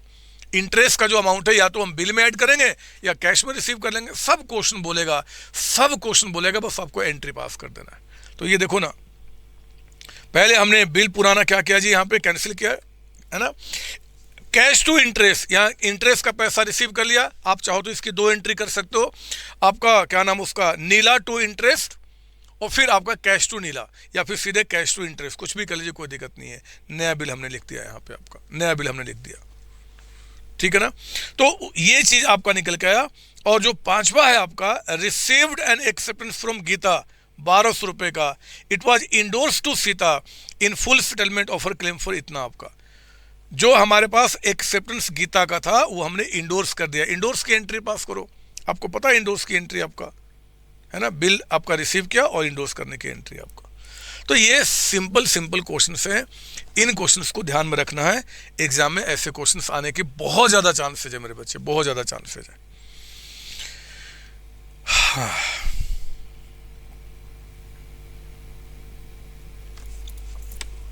Mutual accommodation, journal entries narration के साथ बच्चे आप लिखिए ना। मैं तो हमेशा मतलब एग्जाम में जब क्वेश्चन सॉल्व करते हैं तो मैं सजेस्ट करता हूं कि पहले टारगेट कीजिए कि जितने भी इंपॉर्टेंट चीजें उसका आप आंसर में लेकर आ पाइए। साथ साथ में नरेशन लिख देते हो तो कितना 10-15 सेकंड लगेगा, लिख दीजिए, कोई दिक्कत नहीं। हर्षिता पूछते सीता डेबिट होगी ना, सीता डेबिट मतलब बिल बचे डिसऑनर्ड करने की एंट्री पास किया आपने, बी आर टू गीता आपका। 1 मिनट, 5वां क्या था, रिसीव एक्सेप्टेंस फ्रॉम गीता, तो बी आर टू गीता, ये रहा हमारा बी आर टू गीता, ठीक है। पहला एंट्री, क्यों ऐसे बोल रही है, बी आर टू गीता, ठीक है। और ये जो बिल था इंडोर्स टू सीता, ओहो लड़की, ठीक है प्यारी बच्ची, ये गीता नहीं, ये सीता को हमने बिल दिया है, सीता, अकाउंट डेबिट हो जाएगा, ठीक है लड़की, ठीक है। आइए अब हम आते हैं mutual accommodation, the last concept. और मैं इसको चाहता हूं कि आप बहुत ध्यान से बातें सुने, क्योंकि मेरे बच्चे पिछली बार एग्जाम में जो क्वेश्चन आया था ना, वो इसी के ऊपर बेस था, इसी के ऊपर बेस। मैं आपको एक बार क्वेश्चन दिखा दूं क्या? वो शिवम एक बार अंदर आइए जरा, उसको ओपन करो एक बार क्वेश्चन को। मैं आपको दिखाता हूँ कि पिछली बार जो क्वेश्चन आया था वो क्या बकवास, कितना सिंपल क्वेश्चन था। और आपको मैं दिखाना चाहता हूँ ये जो क्वेश्चन है ना, ये मेरा आपका स्टडी मेट का क्वेश्चन है जो मैंने रेगुलर क्लास में आपको कराया हुआ है। आपको एग्जैक्टली सेम टाइप का क्वेश्चन दिखाई देगा। अभी मैं कराता हूँ, आजा लड़का। ये क्वेश्चन है, मैं आपको दिखाना चाहता हूँ 3A। अब पहले मैं वो क्वेश्चन आपको पढ़ के बताना चाहता हूँ, जरा देखो ये क्वेश्चन क्या था।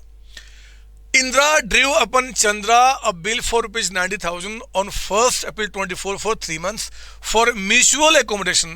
Chandra accepted the same immediately on receipt. 4th May, Indra got it discounted at 6%, remitted 1/3 of the proceeds to Chandra.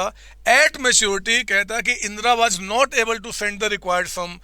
Asked Chandra to receive a 2 months promissory note for 60,900. Promissory note की accounting BR के रूप में होती है। Which Chandra did, Chandra got the note discounted for 60,000, met his acceptance, Indira became insolvent just before his promissory note was due for payment. Only 25%, इसको रुक जा change करना है। Only 25% was receive from his estate. You are required to pass entries in the books of Indira. सिर्फ एक के book में पूछा था ये क्वेश्चन। ये क्वेश्चन जो एग्जाम में आपका आया था, मैं आपको दिखाता हूं कि हम लोगों ने इससे बेहतर क्वेश्चन क्लास में किया। और ये बच्चे का खेल था, ये 7 मार्क्स का क्वेश्चन था, 7 मार्क्स का। हटाइए इसको, चलो वो निकालो आप। मेरा नोट्स यही है ना? अच्छा, तो मैं आपको दिखाना चाहता हूं कि how simple this question was. आइए जरा एक बार मेरे साथ, पहले आप लेकर, ठीक है। आइए मैं इस क्वेश्चन में आने के पहले म्यूचुअल एकोमोडेशन आपको रिवाइज करा दूं। अब जानते हैं कि म्यूचुअल एकोमोडेशन का मतलब होता है सिंपली एक दूसरे को हेल्प करने के लिए बिल लिखना। कोई एक्चुअल में यहां पे सेल परचेज का ट्रांजैक्शन नहीं होता। मुझे कुछ पैसे की रिक्वायरमेंट है, आपको कुछ पैसे की रिक्वायरमेंट है, तो चलो जी हम एक बिल लिख लेते हैं, बैंक से डिस्काउंट कर लेते हैं, डिस्काउंट करके पैसा आ जाएगा, हम लोग अपना काम कर लेते हैं। ड्यू डेट के पहले क्या होगा जी, हम बैंक का पैसा पे कर देंगे, हमारा काम भी निकल गया और बात भी हो गई। उसको बोलते हैं म्यूचुअल एकोमोडेशन। आओ ना एक बार 5वें क्वेश्चन से हम पहले इसका रिविजन कर लें, सुनेंगे ध्यान से। फॉर म्यूचुअल एकोमोडेशन, एक दूसरे को हेल्प करने के लिए, X and Y, X drew a bill for 60,000। X ने क्या किया, बिल ड्रॉ किया। कोई सेल परचेज नहीं हुआ, बस बिल लिख दिया था कि बिल को हम क्या करेंगे जी, उस बिल को वाई ने एक्सेप्ट किया और एक्स ने क्या किया, बिल को डिस्काउंट कर लिया 12% के हिसाब से for 3 months. Remitted 1/3 of the proceeds to Y just before due date. X remitted the balance to Y, Y made the bill, make entries. मैं इसको पहले आपको बताना चाहता हूं कि एग्जाम में कैसे करना है। ये देखिए आप यहाँ पे, मैं इसको एक कहानी के रूप में यहाँ पे लेकर आना चाहता हूँ। मैंने कहानी में समझाया, आपको याद होगा। एक है बच्चे एक्स, दूसरा है वाई। सारे बच्चे इसको ना मेरे साथ लिखना शुरू करेंगे, क्योंकि जब ये आप मेरे साथ बनाओगे तो आपका दिमाग पूरा खुलेगा, फटाफट सारी बातें रिकॉल हो जाएंगी। एक्स वाई, एक्स ने क्या किया, एक बिल लिखा। बिल कितने का लिखा, 60,000 का। इस बिल को आपने क्या किया होगा जी, एक्सेप्ट किया होगा। इन्होंने एक्सेप्ट किया। इस बिल को एक्स जाकर फटाफट क्या करता है, डिस्काउंट कराता है, बैंक को बेच देता है डिस्काउंटेड। डिस्काउंट कराने के बाद जब पैसा हमारे पास आया तो इमीडिएटली उसी टाइम पे क्या हुआ, इमीडिएटली आपका 1/3, जरा बताओ 60,000 का 1/3 कितना होता है, 20,000। 1/3 उसने क्या किया, रेमिटेड टू वाई, उसने वाई को दे दिया।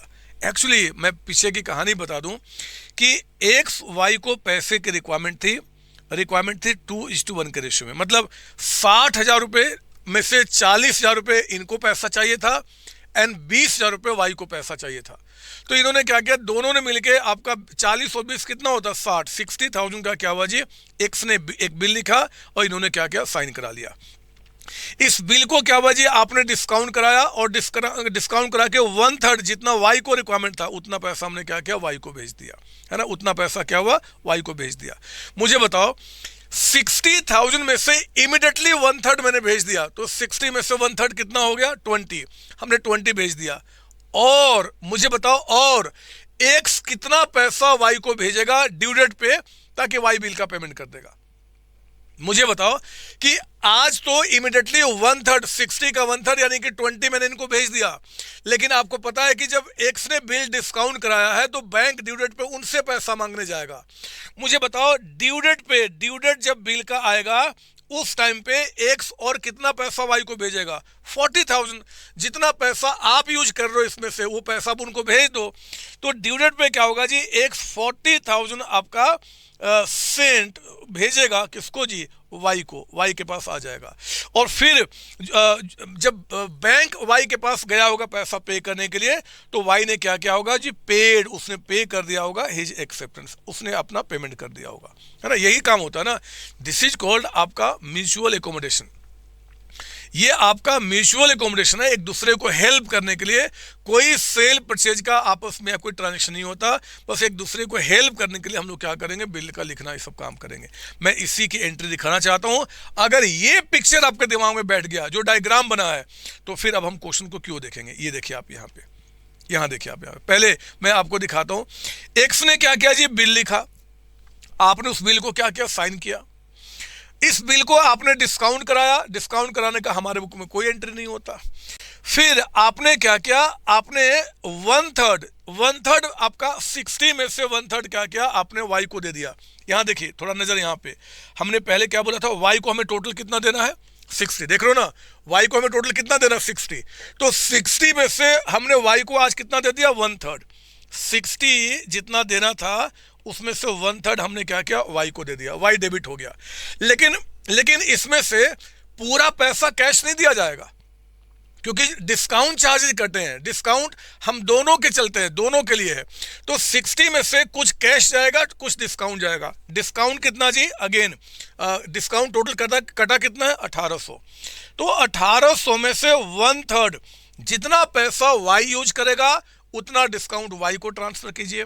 जितना पैसा आप यूज करोगे उतना डिस्काउंट आपको बियर करना पड़ेगा। तो बिल डिस्काउंट करके जो 1800 रुपए जो चार्जेस कटे थे, उसका 1/3 क्या किया जी? हमने वाई के नाम पे ट्रांसफर किया। इस एंट्री को हमने इंटरप्रेट किया था। हमने कहा कि वाई, तुम्हें 60,000 मुझे टोटल देना है ताकि तुम बिल का पेमेंट कर दो। 60 में से आज मैं 20 आपको भेज रहा हूं, जिसमें से इतना कैश दे रहा हूं और कुछ आपको डिस्काउंट बियर करना पड़ेगा। तो हमने क्या किया? वो आपका 20 दे दिया। आपने दिया और इन्होंने क्या किया? रिसीव किया। आपने दिया, इन्होंने रिसीव किया, कैश आ गया। ठीक है जी, डिस्काउंट में इतना बियर करूंगा और उतना एक से पैसा मेरे पास आ गया। Entry complete. अब आ गया ड्यू डेट पे। ड्यू डेट पे क्या होगा जी? ड्यू डेट पे एक्स अपने हिस्से का जो 40,000 है वो भेजेगा वाई को, अपने हिस्से का। तो क्या करेंगे? फिर से वाई जो क्रेडिट था ना 60 में 20 तो हम डेबिट कर चुके थे। अब हम क्या करेंगे? 40 से वाई को यहाँ पे डेबिट करेंगे और पूरा पैसा उनको भेजेंगे। यहाँ डिस्काउंट नहीं, क्योंकि वो डिस्काउंट मुझे बियर करना है, मुझे पूरा 40,000 रुपये उनको भेजना पड़ेगा। तो हमने क्या किया? यहाँ पे 40 आपका भेजा, इन्होंने क्या किया? 40 रिसीव कर लिया। और जब आपका ड्यू डेट पे मेरे बच्चे क्या होगा जी? जब बिल ऑनर्ड हो गया, आपने उसका पेमेंट कर दिया, हमें तो कोई मतलब ही नहीं है जी, क्योंकि जब बिल आप डिस्काउंट कर चुके हो तो उस केस में यहाँ पे हम कोई एंट्री पास नहीं करते हैं। आप जानते हैं कि म्यूचुअल एकोमोडेशन में एंट्री जो पास होता है वो एग्जैक्टली वैसे ही पास होता है जैसे हम पीछे देखे हुए हैं। बस यहाँ पे केसेज क्या होते हैं कि कोई ट्रांजेक्शन हुआ नहीं है, बस हम आपस में आपका इसकी एंट्री पास कर रहे हैं, लेन देन का। तो ये हमारा था म्यूचुअल एकोमोडेशन। दोबारा समझ लीजिए एक बार फटाफट, क्योंकि मैं अब उस क्वेश्चन पे आना चाहता हूँ। ये कहानी बस बनाना आपको याद रखना है, कहानी सी बनाना है कि भैया बिल हमारे पास आया जी 60 का, उतना पैसा मुझे वाई को देना है। वाई को हमें कितना देना है? टोटल 60 देना है। इस बिल को हमने क्या किया? डिस्काउंट करा लिया, बिल हमारे पास से चला गया। और उसके बाद 1/3 हमने क्या किया? 1/3 हमने क्या किया? वाई को भेज दिया। जितना पैसा वाई को रिक्वायरमेंट है वो सारा पैसा नहीं दूंगा, कुछ कैश कुछ डिस्काउंट आपको बियर करना पड़ेगा, है ना। वो हमने एंट्री पास किया। और फिर क्या हुआ कि आपका यहाँ पे वाई को हमने ड्यू डेट पे अपने हिस्से का 40 भेज दिया। वाई ने क्या किया जी? अपने बिल का पेमेंट कर दिया। तो ये हमारा काम खत्म। इन्होंने क्या किया? बिल साइन किया था, 20 पहले रिसीव किया, 40 बाद में रिसीव किया, अपने बीपी का पेमेंट कर दिया, काम पूरा हो गया। तो this is the case of mutual accommodation. ये बताइए जरा, आपको याद आ रही है बातें? ये सब पढ़े कि नहीं पढ़े आप? ये कितने मस्त तरीके से मैंने चीज़ें समझाया था। वो कहानी आपको बताना, दोनों निकले, मिले गार्डन में, बातें हुई, ये हुई वो हुई, तुझे कुछ कहना है, मुझे भी, बहुत सारी बातें मैंने बताई थी। यस, तो ये मैंने आपको बता दिया। यहाँ पे हमारा काम पूरा हो गया। 5th कभी कंप्लीट आपका हो गया। आइए अब उस क्वेश्चन पे जो म्यूचुअल एकोमोडेशन का आपका यहाँ पे है, और मैं एक काम करता हूँ ना, मैं थोड़ा सा समय देता हूँ आपको और मैं इसको मिटाऊंगा। मैं आपके सामने ही कहानी लिखना चाहता हूँ, क्योंकि जब कहानी आप लिखोगे इसका मतलब कि बातें आपको समझ में आ रही है। आइए 6 को मैं कहानी के रूप में आपको बताता हूँ, आप भी मेरे साथ लिखो, क्योंकि ये लिखना ही आपका ये रिवीजन है। सुनिए, कहता है कि बोस एंड मित्रा, पहले पढ़ लो एक बार। बोस मित्रा वेर नीड ऑफ फंड्स, पैसे चाहिए थे बोस को भी मित्रा को भी। फर्स्ट मे को Bose accepted Mitra draft for 6,000 at 3 months। Mitra got it discounted 6% and remitted 1/3 proceeds to Bose आपका। On the due date, Mitra was not able to send the amount. Instead, he accepted to boss bill for 4,500 at 2 months आपका, है ना। वो आपका payment नहीं कर पाया, बोलता कि यार नया बिल लिख दो यहाँ पे, है ना। मैं पहले यहाँ तक की कहानी बना लूँ एक बार। आइए ना, लिखो ना मेरे साथ कहानी, प्लीज लिखिए मेरे साथ कहानी। एक रहा मित्रा और ये रहा हमारा बोस। मैं कहानी आपको बता रहा हूँ। पैसे की रिक्वायरमेंट थी दोनों को 2:1 के रेशियो में, क्योंकि आप 1/3 भेज रहे हो ना उसको, तो 2/3 आपको चाहिए 2:1 के रेशियो में। और इसके लिए क्या हुआ जी, इन्होंने एक बिल लिखा है, इन्होंने एक बिल लिखा। बिल कितने का लिखा? 6,000 रुपए का। कह रहा है क्वेश्चन में कि 6,000 का बिल लिखा गया है। 6,000 का बिल लिखने का मतलब हुआ कि मेरी रिक्वायरमेंट 4,000 की, आपकी रिक्वायरमेंट 2,000 की, है ना। इस बिल को आपने क्या किया जी, एक्सेप्ट किया होगा, एक्सेप्टेड।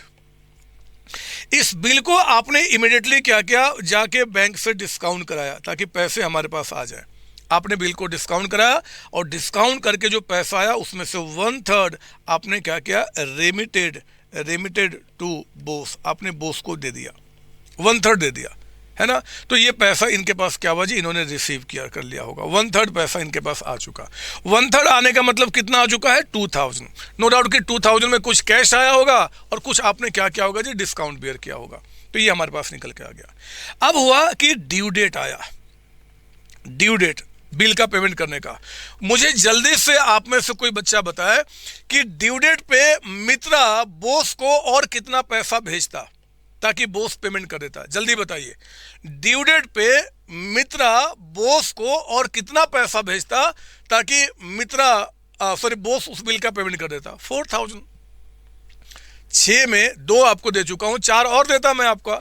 लेकिन ड्यू डेट पे क्या हुआ कि Mitra was not able to send the amount, Mitra के पास पैसे नहीं थे। ड्यू डेट पे 4,000 कुड नॉट बी सेंट, ये नहीं भेज पाया मेरे बच्चे, नहीं भेज पाया। किसको? यहाँ पे ये कहानी बना रहा हूं, आप लिखो, अपने आप क्लियरिटी आ जाएगी, है ना। 4,000 जो मित्रा ने भेजना था बोस को वो नहीं भेज पाया। अब क्या होगा? अब तो दिक्कत हो जाएगी, क्योंकि बैंक जाएगा इनसे पैसा मांगने, इनके पास पैसे है नहीं। 6,000 रुपए का बिल था और पैसे इनके पास कितने पहुंचे? सिर्फ 2,000 रुपए। पेमेंट कहां से होगा? इससे बचने के लिए क्या हुआ जी, बोस ने अब यहां पे न्यू बिल ड्रॉ किया, नया बिल लिखा। कितने का बिल लिखा? ये देखो, on the due date Mitra was not able to send the amount. Instead, he accepted boss bill for 4,500. उसने कहा कि बोस एक ना 4,500 रुपए का नया बिल लिख दो। लिखो, क्योंकि पैसे मैं नहीं भेज पा रहा हूं, तुम्हें पैसे चाहिए तभी तो तुम बिल का पेमेंट करोगे। तो 4,500 का नया बिल लिखो। तो न्यू बिल यहाँ पे ड्रॉ किया गया। इसने क्या किया जी, उस बिल को जाके डिस्काउंट कराया होगा। इस बिल को उसने बैंक से बेच दिया और बिल को बेच के जब खूब सारे पैसे आ गए तो उसने क्या किया, फर्स्ट बिल उसने क्या किया, मेट यानी कि पे। फर्स्ट बिल मतलब क्या, वो 6,000 रुपए वाला बिल उसने पेमेंट कर दिया। पैसे नहीं है ना उसके पास। तो हुआ क्या कि अब पैसे कहां से हैं? तो मित्रा ने कहा कि तुम एक बिल लिख दो यार, उस बिल को डिस्काउंट कर लो, खूब सारे पैसे तुम्हारे पास आ जाएंगे और जो ये बिल था ना उसका पेमेंट कर देना, क्योंकि बैंक तुम्हारे पास पैसा मांगने आएगा। उसने क्या किया, फर्स्ट बिल मेट हो गया। पहला बिल क्या हुआ कि आपका कितने का था, 6,000 रुपया, उसने पेमेंट कर दिया। और भी कुछ हुआ क्या, पढ़ो ना। यहाँ पे कहता है कि Bose got it discounted for इतना, और out of this 280 sent to Mitra. ओहो, इसके साथ साथ क्या हुआ, कहता है कि आपका यहाँ पे कितना, 280 फर्स्ट बिल मेट प्लस ₹280 उसने सेंट किसको जी, टू मित्रा, उसने मित्रा को और पैसे भेज दिए, खूब सारे पैसे आ गए थे ना। 4500 रुपये का बिल डिस्काउंट कितने में हुआ था, ये देखो 4420 में डिस्काउंट किया था हमने 4420 में। तो 4420 में 4000 ही तो सिर्फ यूज किया, बाकी पैसे खूब सारे बच गए थे, उसमें से 280 क्या किया आपने इनको भेज दिया और पैसा भेज दिया। ठीक है, तो अब यहाँ पे क्या हुआ, कहता है कि before the maturity of renewed bill. अब देखो जरा कि जब नया बिल यहाँ पे लिखा गया था, न्यू बिल ड्रॉन, तो इसको एक्सेप्टेंस किसने दिया था, इन्होंने एक्सेप्ट किया था, एक्सेप्टेड। अब सेकेंड बिल इनको पेमेंट करना था, लेकिन जब इस बिल का ड्यू डेट आया ना, एक मिनट इसको हटा दूं मैं पहले, कि पहले लिखा था, जब इस बिल का ड्यू डेट आया तो ये कहता कि बदमाश ये जो है ना मित्रा, ये मित्रा इंसॉल्वेंट हो गया, मित्रा इंसॉल्वेंट हो गया, नहीं पे कर पाया। मतलब कि ये जो बिल था ना बच्चे, इसने क्या किया, डिसऑनर्ड कर दिया, डिसऑनर्ड कर दिया, डिसऑनर्ड। उसके बाद क्या हुआ हम बाद में देख लेंगे, पहले यहां तक की बातें आपको समझ में आना चाहिए, यहां तक की बातें आपको। हाँ बच्चे, केदारनाथ न्यू बिल मित्रा ही तो एक्सेप्ट करेगा, है ना, मित्रा ये करेगा। तो ये आप पहले ना मैं यहाँ तक की कहानी दिखा देता हूँ। इसी कहानी को देखो हमने यहाँ पे कहा है, ये देखिए आप, यहाँ पे हमने बिल लिखा, आपने साइन किया 6000 का, बिल को हमने डिस्काउंट किया जी, डिस्काउंट करते ही 1/3 हमने क्या किया आपको भेज दिया। हमने क्या किया, बोस जो कि हमारा क्रेडिट में था 6000, हमने कितना डेबिट कर दिया, 2000 डेबिट कर दिया। हमने इतना कैश दिया, इतना डिस्काउंट, 90 का 1/3 आपका 30 होता है, तो आपको डिस्काउंट बेयर करना होगा, बाकी कैश दे दिया हमने, है ना। तो ये भी हमारा काम हो गया। आपने यहाँ पे क्या किया, बिल लिखा, इन्होंने साइन किया, ठीक है, डिस्काउंट किया, कोई एंट्री नहीं है, हमने पैसा भेजा, आपने पैसा रिसीव किया, कितना रिसीव किया, 2000 रुपये, कुछ कैश कुछ डिस्काउंट। ड्यू डेट पे, अब देखो ड्यू डेट पे क्या हुआ, क्योंकि अब इन्होंने पैसा भेजना था, मित्रा नहीं भेज पाया, अब देखो नया बिल लिखा गया, नया बिल लिखा गया। कहानी मैंने बता दिया है, वही कर रहा हूं, नया बिल लिखा गया। जल्दी से इस नए बिल को आपने साइन किया, ये नया बिल जाके हमने बैंक से डिस्काउंट कराया, नया बिल हमने क्या किया, ये देखिए बैंक से डिस्काउंट कराया, और डिस्काउंट करा के मेरे बच्चे पहला बिल आपने क्या किया, पे कर दिया। First bill met, BP to cash था ना, पहला बिल 6000 का हमें पेमेंट करना था, बैंक वाला आ गया पैसा मांगने, तो हमने क्या किया कि आपका पहला बिल यहाँ पे हमने मेट कर दिया, फर्स्ट बिल मेट। और इसके बाद क्या हुआ, कहता है कि 280 रुपये अब हमने मित्रा को भी दिया कि लोग कोई बात नहीं, कुछ पैसा यूज कर लो, हम बाद में हिसाब कर लेंगे। तो मित्रा को हमने 280 रुपये कैश भेजा है, कैश भेजा यहाँ पे 280 रुपये। एक चीज याद रखना, जब सेकेंड बिल डिस्काउंट कराया गया, सेकेंड बिल में डिस्काउंट चार्ज कटा था ना 80 रुपये, तो इस 80 में कुछ डिस्काउंट आप भी तो बियर करोगे। तो उसी केस में हमने क्या किया, यहाँ पे बोला कि ठीक है 280 कैश दे रहा हूं, डिस्काउंट आपको कितना बियर करना है, 77 आपका, है ना। तो टोटल मित्रा को हम दिखा रहे हैं कि इतना दे रहे हैं। अभी 77 कैसे निकला, यही मेन कहानी होती है। आपको याद होगा मैंने इस कहानी को कैसे बताया था, ध्यान दीजिए, ये डिस्काउंट कैसे निकल के आया, सुनेंगे ध्यान से, सब कुछ इस कहानी में छिपा हुआ है। मुझे सिर्फ इतना बताओ कि जो सेकेंड बिल आपका डिस्काउंट करके जो पैसा आया था, नजर यहां सारे बच्चे, सेकेंड बिल डिस्काउंट करके जो पैसा आया था, कितना पैसा आया था, 4420 आया था ना बच्चे, बोलो ना हाँ या ना। मुझे सिर्फ इतना बताओ ना कि सेकेंड बिल आपका डिस्काउंट करके पैसा बोस के पास कितना आया था, 4420। नहीं बोलोगे आप लोग, अरे नहीं बोलोगे। सेकेंड बिल डिस्काउंट करा के बताइए बोस के पास पैसा कितना आया था, 4420। 4420 जब आया था तो मुझे बताओ डिस्काउंट कितना कटा था, ये देखो डिस्काउंट कटा था, इसमें डिस्काउंट कितना था, 80 रुपीज का, 80 रुपीज का। तो इस 80 में से कितना डिस्काउंट वो मित्रा बियर करेगा, तो देखो मैं क्या करता हूं, ये देखिए आप सारे बच्चे, हम लोग करते हैं यार, 80 रुपए का डिस्काउंट कटा था, कितने रुपए पे, जरा बताओ, 80 रुपए का जो डिस्काउंट कटा था कितने रुपए पे, हमारे पास कितने रुपए आए थे, 4420। तो आप कहना 4420 पे 80 रुपीज का डिस्काउंट, बोलो ना बदमाश। सेकेंड बिल को डिस्काउंट करा के पैसे हमारे पास कितने आए थे बैंक से, 4420। तो जब पैसे 4420 आए थे तो उस पे बैंक ने हमसे डिस्काउंट कितना काटा था, 80 रुपए।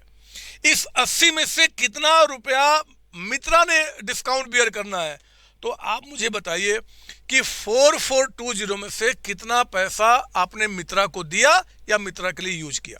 बस मेरे बच्चे, बस इतनी बात कहना चाहता हूं कि आप मुझे बताइए कि जो 80 रुपीज का डिस्काउंट कटा था सेकेंड बिल में, 4420 का पैसा हमारे पास आया था, इस 4420 में से कितना वो पैसा है जो मित्रा के लिए यूज किया गया।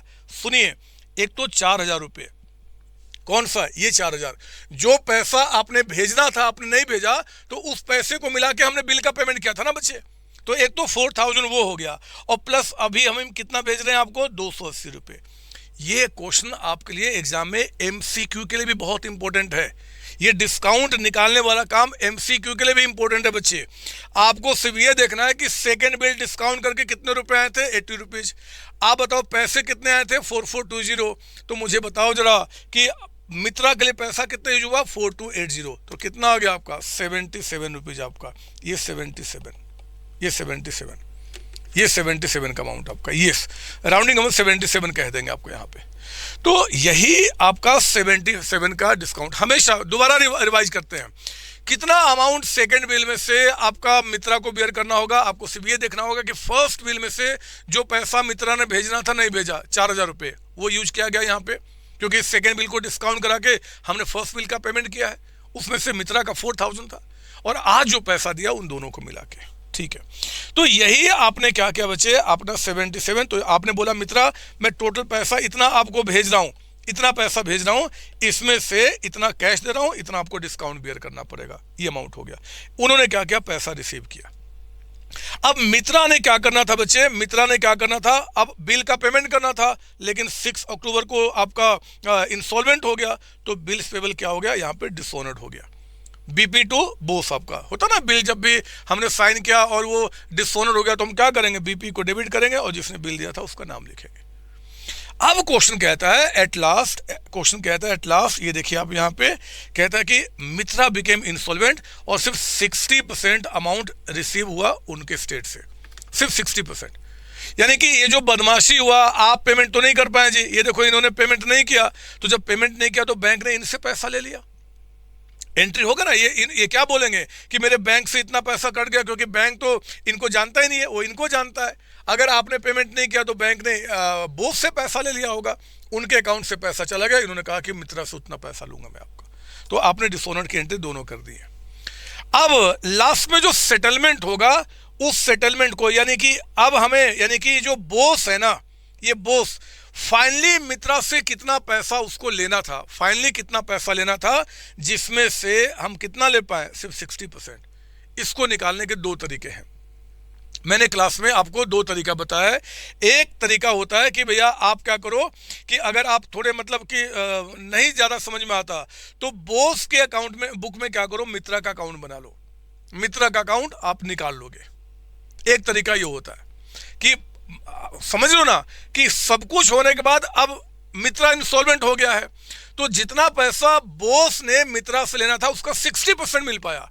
कितना पैसा लेना था वो कैसे निकलेगा, एक तरीका है बोस के बुक में मित्रा अकाउंट बना लो, और दूसरा सबसे सिंपल तरीका जो मैंने आपको क्लास में बताया है, जरा बताओ कि पहले वाले बिल में, पहले वाले बिल से मित्रा से हमें कितना लेना था, जल्दी सारे बच्चे बताएंगे। पहले वाले बिल में से मित्रा से बोस ने कितना लेना था, ये देखो मैं लिख रहा हूं, आप बताओ मित्रा से बोस फर्स्ट बिल का कितना बकाया है, फर्स्ट बिल का 4000, एक तो वो लेना था जी। और मुझे बताओ सेकंड बिल में से, सेकंड बिल में से हमने और मित्रा को कितना दे दिया, सेकंड बिल में से और मित्रा को कितना दे दिया, 357। 280 मत कहना, डिस्काउंट भी उसको बियर करना है ना बच्चे, गार्गी 280 नहीं कहना, आपको 357 हमने दिया है, इतना कैश इतना डिस्काउंट भी तो आपको बियर करना था, तो हमने आपको कितना दिया, 357। तो आप कहना कि एक तो हमें आपसे वो 4000 रुपये लेने हैं जी, और एक हमें आपसे और कितना लेना, 357, जो अभी मैंने सेकंड बिल में से आपको दिया। इन दोनों को ऐड करो, 4357, और इसी का, यही 4357 का 60% हमें मिला है। यानी कि ये देखो आपका कितना मिल गया, इसका 4357 का 4357 का 60% कितना जी, 2614, इतना मिल गया। बाकी क्या हो गया, मेरा डूब गया, बाकी डूब गया आपका। तो ये सबसे सिंपल तरीका होता है एग्जाम में। यही क्वेश्चन आपके एग्जाम में 7 मार्क्स का बना है ना बच्चे, सेम क्वेश्चन एग्जाम में आपका 2 मार्क्स में यानी कि एमसीक्यू में आ सकता है। अगर एमसीक्यू में आया तो 2 ही सवाल बनेगा इतने बड़े क्वेश्चन में, या तो बताओ सेकेंड बिल में से डिस्काउंट कितना बियर करेगा मित्रा, या फिर बताओ फाइनल सेटलमेंट जो होगा वो कितने रुपए का है, यही क्वेश्चन बनेगा। तो आप ज्यादा दिमाग क्यों यूज करोगे यार? सिंपली बोलना कि बोस मान लेना अपने आप को, मित्रा से पहले बिल से 4,000 रुपए लेने थे, दूसरे बिल से हमने 357 दे दिए, दोनों मिला के टोटल अमाउंट हमें आपसे लेना, उसका इतना पैसा मिला, इतना पैसा नहीं मिला। Yes yes. अब एक बार आप देख लो, वो जो क्वेश्चन अभी एग्जाम में आया था, इससे सिंपल क्वेश्चन था। हम लोगों ने क्या किया, यहाँ पे इतने सारे कैलकुलेशन किए ना बच्चे, इतना कैलकुलेशन, उसमें कोई कैलकुलेशन है ही नहीं। ये हमने डिस्काउंट जो निकाला ना आपका 77 का, वहां पे कुछ भी नहीं है, वो सब ऑलरेडी क्वेश्चन आपको बता रहा है, आप देख लीजिएगा उसको, मैं क्यों टाइम वेस्ट करूं। तो ये था आपका यहाँ पे क्या, म्यूचुअल एकोमोडेशन। एक बार बता दो सारे बच्चे चैट बॉक्स में, क्या किसी भी बच्चे को थोड़ा बहुत भी हेल्प हो रहा है इस रिवीजन लेक्चर का? जल्दी बताइए।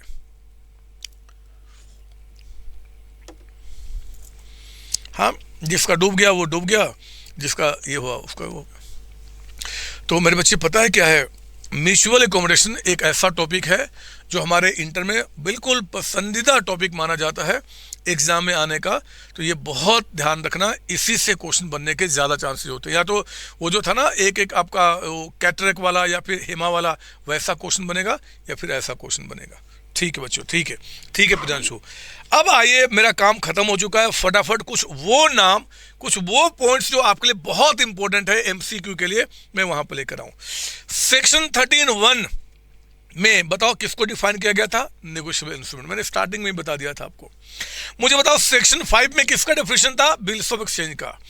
ड्रॉवर आपका जो है उसको हम दूसरा नाम क्या बोल सकते हैं? क्रेडिटर बोल सकते हैं, लेंडर बोल सकते हैं, या फिर सेलर बोल सकते हैं। बहुत इंपॉर्टेंट है एमसीक्यू के लिए। ड्रॉई को हम डेटर बोल सकते हैं, लेंडी बोल सकते हैं, या परचेजर बोल सकते हैं। पे क्या होता है जी? बेनिफिशियरी होता है, जो पैसा रिसीव करता है। नेगोशिएबल का मतलब होता है ट्रांसफरेबल है from one person to another person आपका। ठीक है ना? तो ये हमने क्या क्या 5-6 आपके हैं, 6 का मीनिंग यहाँ पे बता दिया, मुझे विश्वास है। ये भी बहुत इंपॉर्टेंट है आपका कुछ यहाँ पे, जैसे इन केस ऑफ डैश कर देगा, इन केस ऑफ डैश, ये मिसिंग है। कहता है कि period begins from the date of accepting the bill आपका, और 4 ऑप्शन, तो किस में टिक मार्क करेंगे? आफ्टर साइड बिल पे। बोला था ना बदमाश, अभी हमने स्टार्टिंग में बताया तो था आपको यहाँ पे।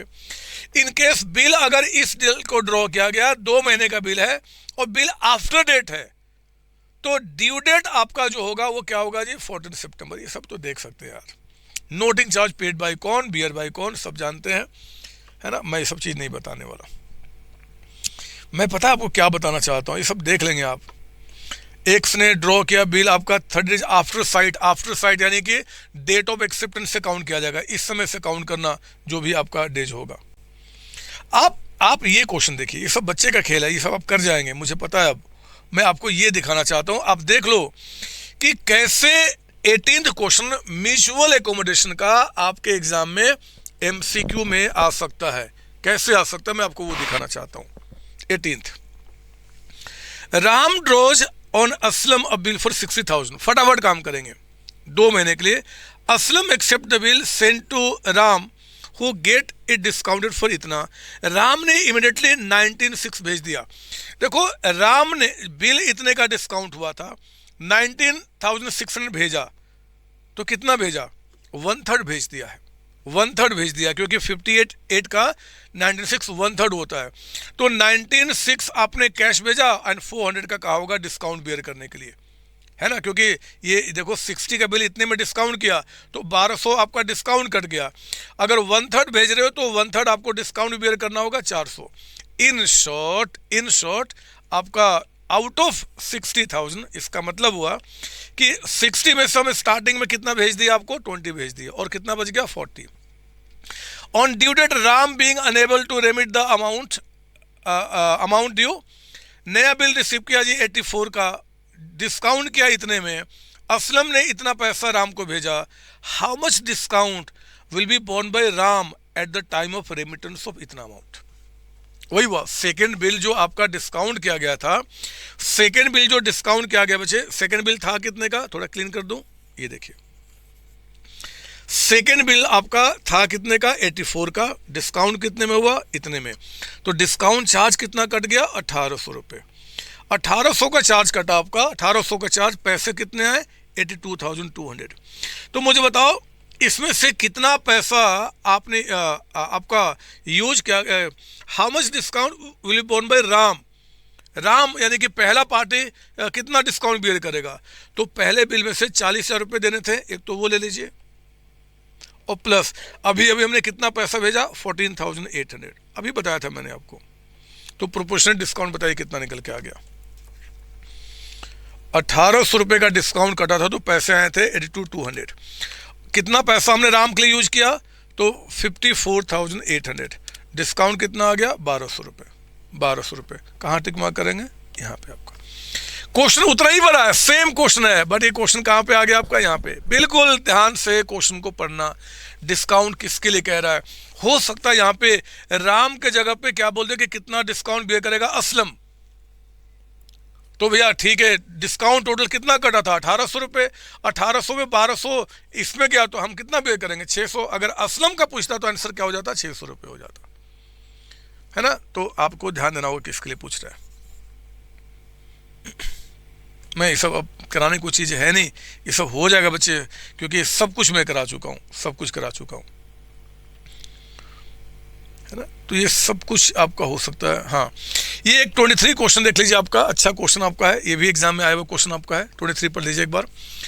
Racks accepted a bill drawn by Rabin. Rex ने एक बिल एक्सेप्ट किया drawn by Rabin. Rabin endorse the bill to Shekhar. On due date कहता है कि bill is dishonoured as Rex became insolvent. To record dishonoured of bill in the books of Rabin, कौन सा account credit किया जाएगा। तो ध्यान दीजिए किसके बुक में पूछ रहा है, रबीन। तो आपको अपने आप को क्या मानना पड़ेगा, रबीन मानना पड़ेगा। आप अपने आप को क्या मानेंगे, रबीन। बहुत ध्यान से क्या मानेंगे वो इंपॉर्टेंट है। अब पढ़िए दोबारा क्वेश्चन फिर से, रबीन को ध्यान में रखते हुए, सिर्फ रबीन को। कहता है क्वेश्चन में कि Rex accepted a bill drawn by Rabin. Rabin ने ड्रॉ किया है, तो रबीन का क्या था जी, रेक्स से इन्होंने क्या किया, एक बिल रिसीव किया है, BR है, ठीक है। रबीन ने इसको इंडोर्स कर दिया, ये बिल हमने क्या किया, इंडोर्स कर दिया किसको, शेखर को। हमने शेखर को बिल दे दिया है, ठीक है। ड्यू डेट पे कहता है कि बिल आपका डिसऑनर्ड हो गया क्योंकि रेक्स इंसॉल्वेंट हो गया है। बताओ रबीन के बुक में किसको क्रेडिट किया जाएगा। आप जानते हैं कि जब बिल डिसऑनर्ड हुआ तो रबीन क्या करेगा जी, जिससे बिल लिया था यानी कि रेक्स को हम डेबिट करेंगे, और हमें अब आपको पैसा फिर से किसको देना होगा, जिसको इंडोर्स किया था यानी कि शेखर, है ना, शेखर। तो किसके अकाउंट को क्रेडिट किया जाएगा, शेखर को। कौन सा ऑप्शन हो जाएगा, C ऑप्शन। ये ऐसे क्वेश्चन को आपको समझना होगा, इंटरप्रेट करना होगा, बाकी कोई दिक्कत इसमें है नहीं है, ठीक है ना। 24 mutual accommodation AB, B accepted bill drawn by A for to आपका 6,000 रुपये। Said bill discounted at 12% and remitted 1/3 of to B। Amount कितना रेमिट किया जाएगा, अमाउंट मतलब कैश। तो उस केस में मेरे बच्चे ध्यान रखना, अमाउंट कितना रेमिट किया जाएगा। बी ने एक्सेप्ट किया बिल आपका 6,000 रुपये का, आपका 1/3 रेमिट। जरा बताओ 6,000 रुपये का बिल है, 6,000 का आपका, उसमें 12% डिस्काउंट कितना कटेगा, 2 महीने का, 2 महीने का, क्योंकि बिल 2 महीने का था। तो 6,000 रुपये पे 12% और 2 महीने का, ये आपका 120 रुपया कट गया।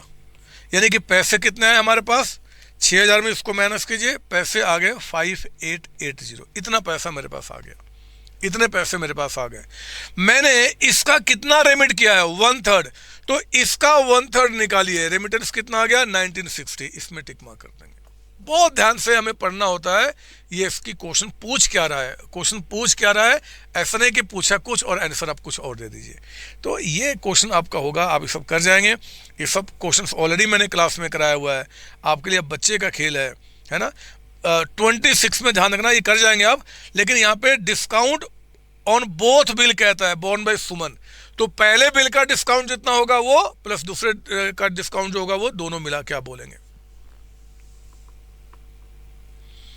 साक्षी कहते हैं सर बाकियों में तो डिस्काउंट के बाद नहीं क्या रेमिट। हाँ बच्चे, यहाँ पे डिस्काउंट के बाद ही रेमिट कर रहा है। डिस्काउंट माइनस करके जो कैश आएगा उसी में तो रेमिट करेंगे। रेमिट का मतलब कि पैसा कितना भेजा जाएगा, कितने। अगर पूछता कि जरा बताओ कि यहाँ पे कितने से बी को डेबिट किया जाएगा, तो डेबिट तो 2,000 रुपये से होगा, लेकिन रेमिट मतलब पैसा कितना दिया, तो पैसा तो इतना ही दिया ना आपने, उसका 1/3 दिया। तो क्वेश्चन क्या बोलता है वो इंपॉर्टेंट आपके लिए।